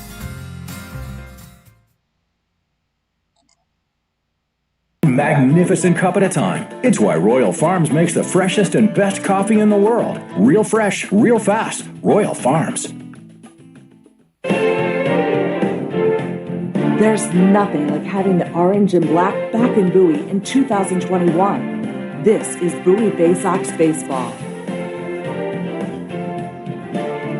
Well, alongside Paul Fritchner, my name is Adam Paul. We go to the bottom of the 8th inning. And Bowie again is sitting with a healthy lead in the late innings, Paul. 7-3 in front. You mentioned a very interesting stat. Zach Jarrett will lead things off. New pitchers on, by the way. Austin Ross, a right-hander, the now 5th Reading pitcher of the night. Jarrett, then Vavra, then Rutschman here in this 8th inning. As Ross sets and delivers. Well, Zach was behind the count 0-1, but you know, the Baysox, who they can hang on tonight, they would move to 6-2 on the year, but they don't have a save this year. Here's the 0-1, and a breaking ball strike to the knees, the count 0-2. It's kind of unique for how this season has gone for Bowie. Yeah, the only game that Bowie won by less than 3 runs was that first game of the season, 2-1. Nick Vespi, though, got the win in that game because it was a late rally from the Baysox. That was on opening night. The 0-2 coming. Got a fastball off the outside, ball 1. Yeah, and Vespi came in right at the end of that game. We see him warming up now down in the bullpen. Nick Vespi has been fantastic for this Bowie team so far, but still a Bowie offense that has given its pitchers some support, and then the bullpen has come in and shut things down. There's a line shot over third, fair down the left field line, rolling to the wall. Zach Jarrett has to hold on to his helmet. He was running so fast around first, into second with a stand-up double. His second hit of the night. And we're starting to see Jarrett's bat really come on here. Not bad when you got him in the number 9 spot of the order. And now, Taryn Vavra, a big night at the plate, will stand in. The Ross has had a tough year so far, albeit very early. He's allowed 7 hits and 7 runs in 4 1/3 innings this tonight, his 4th outing of the year. As here's Vavra and the pitch. Fastball too tall, over the glove, skidding away from Matera, all the way to the backstop. And it's another wild pitch.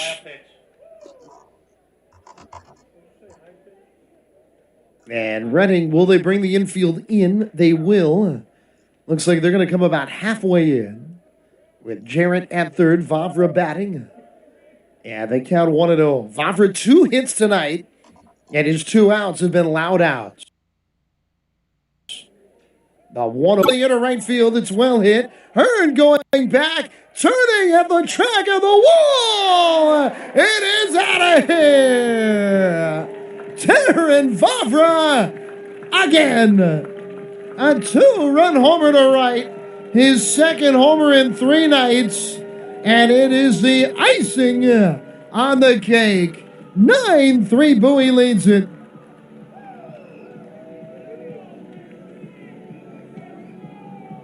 What a night for Vavra. He's a triple shy of the cycle. And now Rutschman bats. And offensively, this Baysox team is absolutely rolling early this year. The pitch. And Rutschman lifts a foul fly. Out of play to the left side. The switch hitter batting left-handed. It's 0-1. It was a big question coming into this season. You had a very deep rotation. You had some standouts in the middle of this Bowie order. But you had a very young lineup, the 0-1. And it's down low, and they count them all in a stride. And you've only faced 2 teams, I get it. Oh, boy, what a start. 8 games in, Bowie. The Baysox are putting up big offensive numbers nightly. As Richmond takes a fastball down, and they count 2 balls at a strike. The ball, they scored 2 runs winning on opening night, so this would be now 7 consecutive games in which the Baysox have scored 4 runs or more. The 2-1. And a breaking ball strike. Taken on the outer half. And the count evens 2-2 to Rutschman. Adley, a very patient hitter with enormous power. Here it comes. Well upstairs, a fastball, ball 3. And Richmond's hitting 200 here early on this season. And sometimes, if you're not getting a ton of hits early, you're more prone to chase, to be a little over-aggressive. Well, we haven't seen anything like that. 3-2. And it's down low, ball 4, and Richmond has done it again. He has walked for a third time in this game. Patience is a virtue. And here is Robert Newstrom.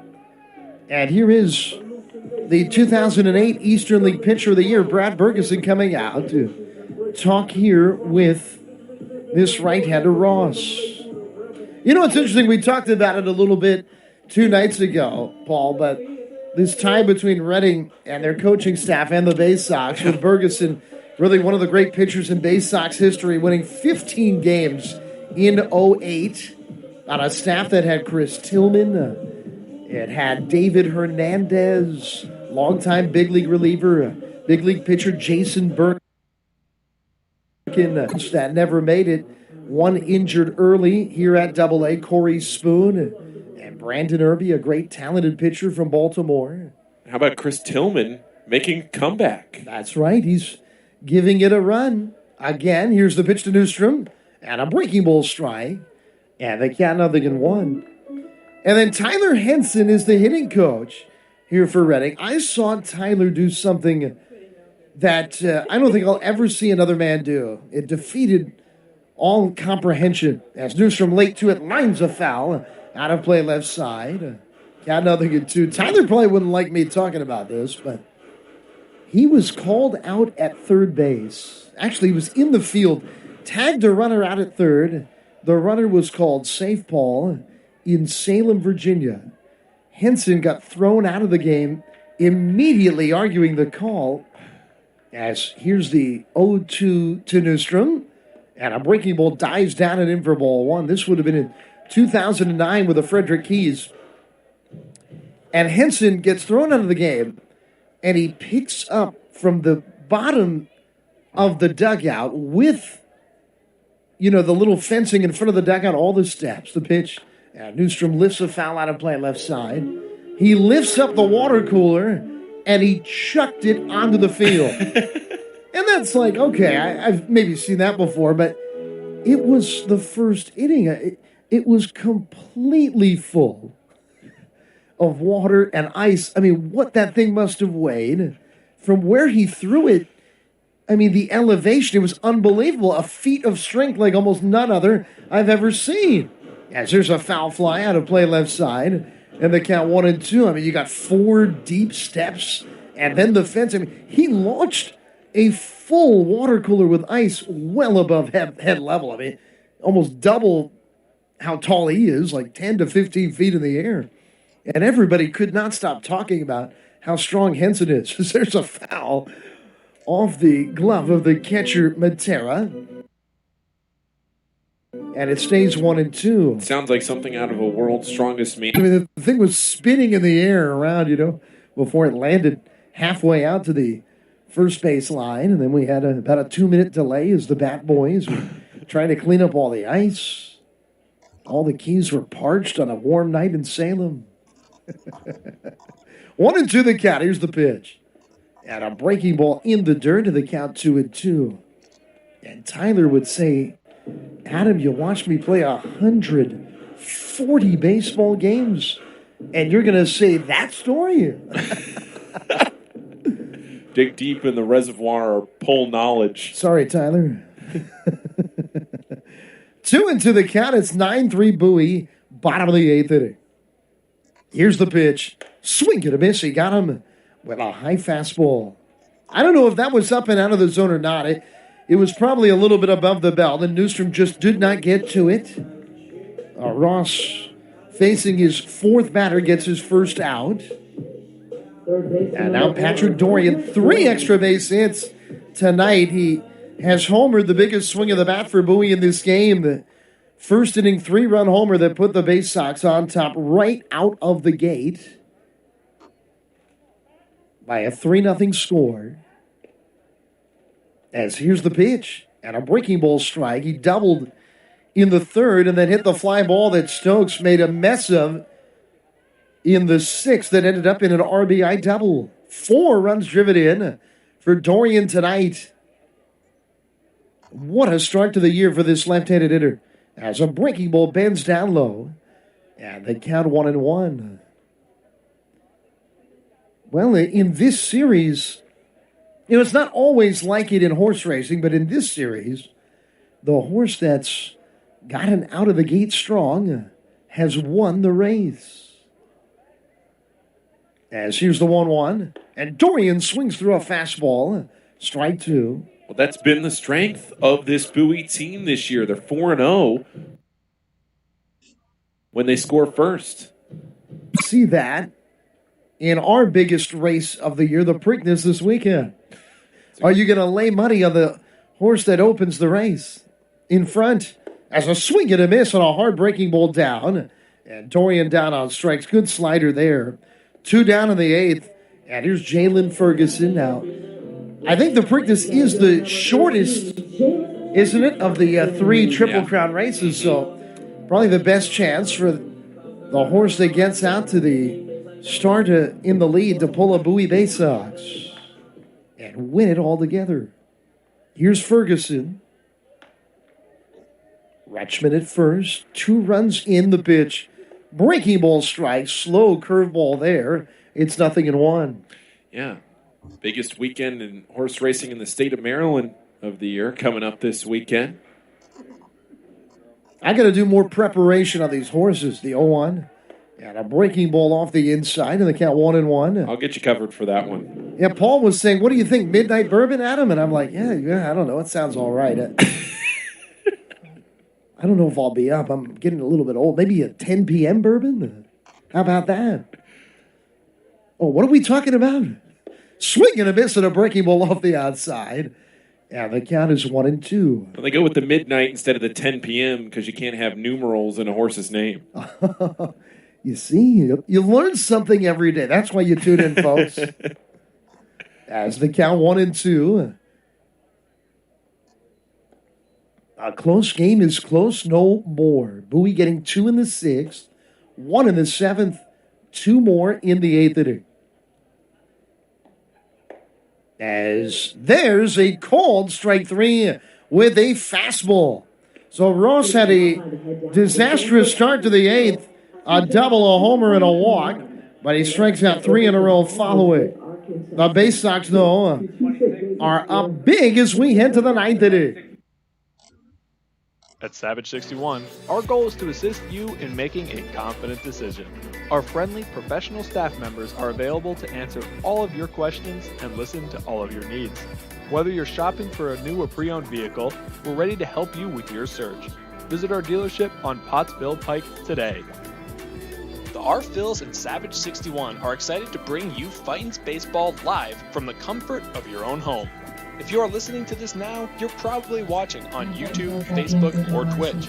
Thanks for tuning in, and feel free to check us out on rphils.com/pressbox for all the elite baseball information on the Fightin' Phils. The world-famous Fightin' Phils mascot band celebrates its 21st season in 2021, with pre-game concerts starting Saturdays in May thanks to Truist. You heard right, actual mascots playing in a rock and roll band. See Quack the Rubber Duck on lead vocals and guitar, Screwball on drums, Bucky on bass, Change Up on bongos, and Blooper on lead guitar. A real band jamming on the T-Mobile stage before Saturday games this season. Don't miss the one-of-a-kind Fightin' Phils mascot band. Pre-game on Saturdays thanks to Truist.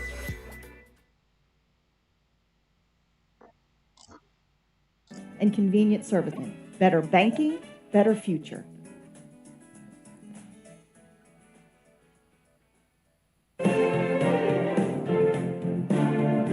From our roots at Memorial Stadium to Prince George's Stadium, this is Bowie Baysox Baseball.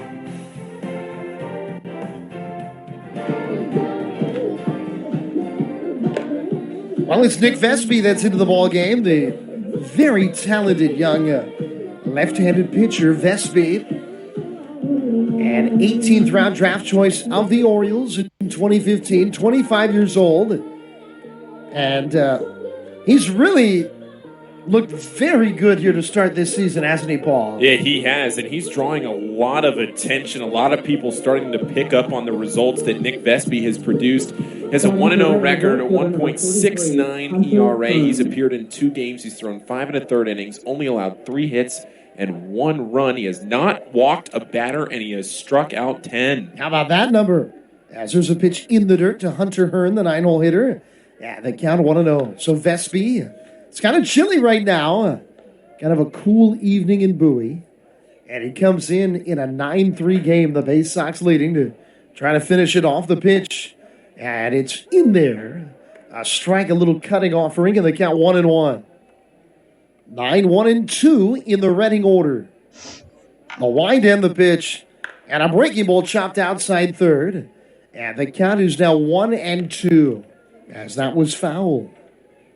Yeah, Vespi, 5 1/3 innings. He's allowed 3 hits, 1 run, and once again, 10 strikeouts.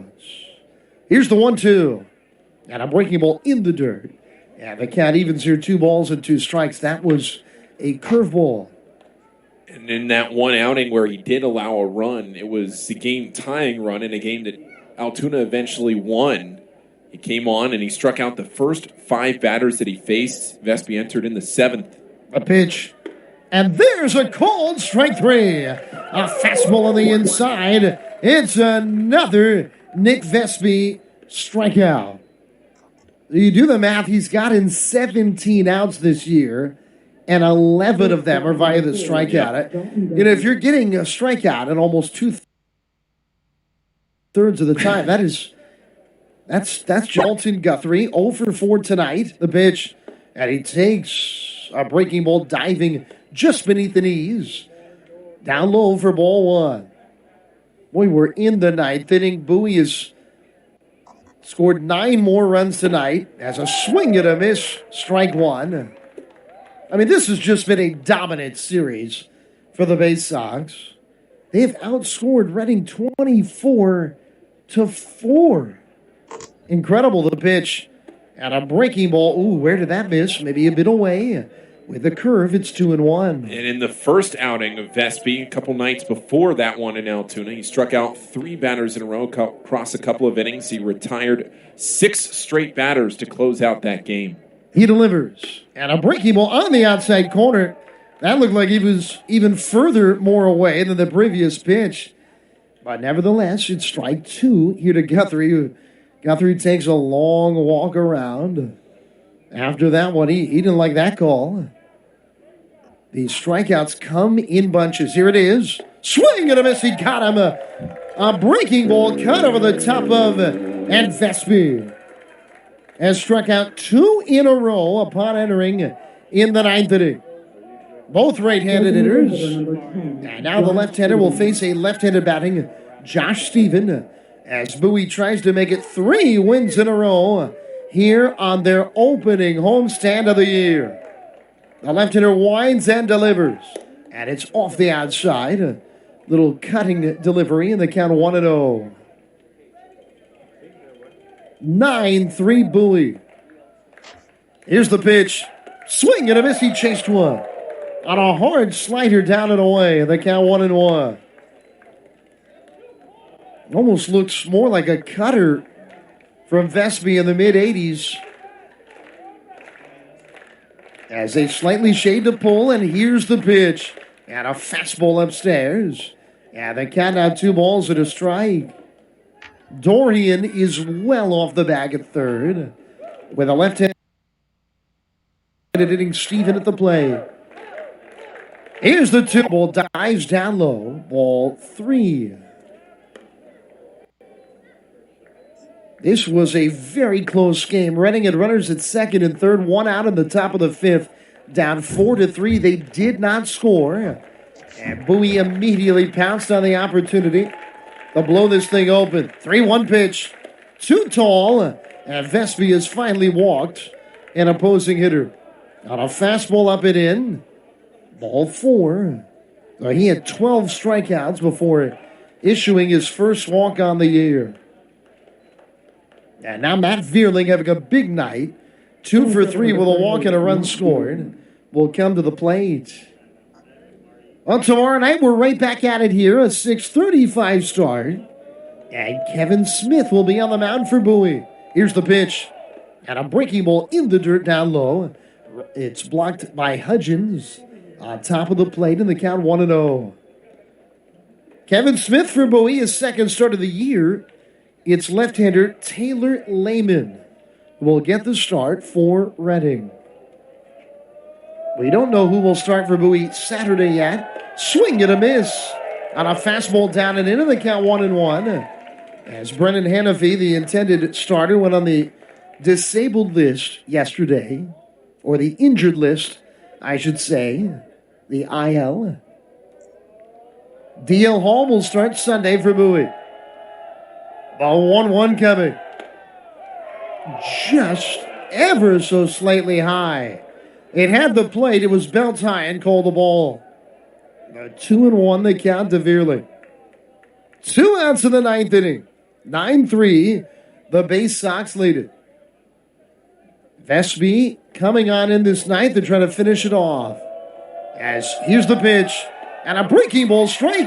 And Bowie's 1 strike away. Now Vesby from right on top of the hill steps back on the rubber. The tall left-hander looking in for the shine. They're not holding the runner on at first and Steven. The 2-2 coming. Swing and a miss. He got him upon a pitch.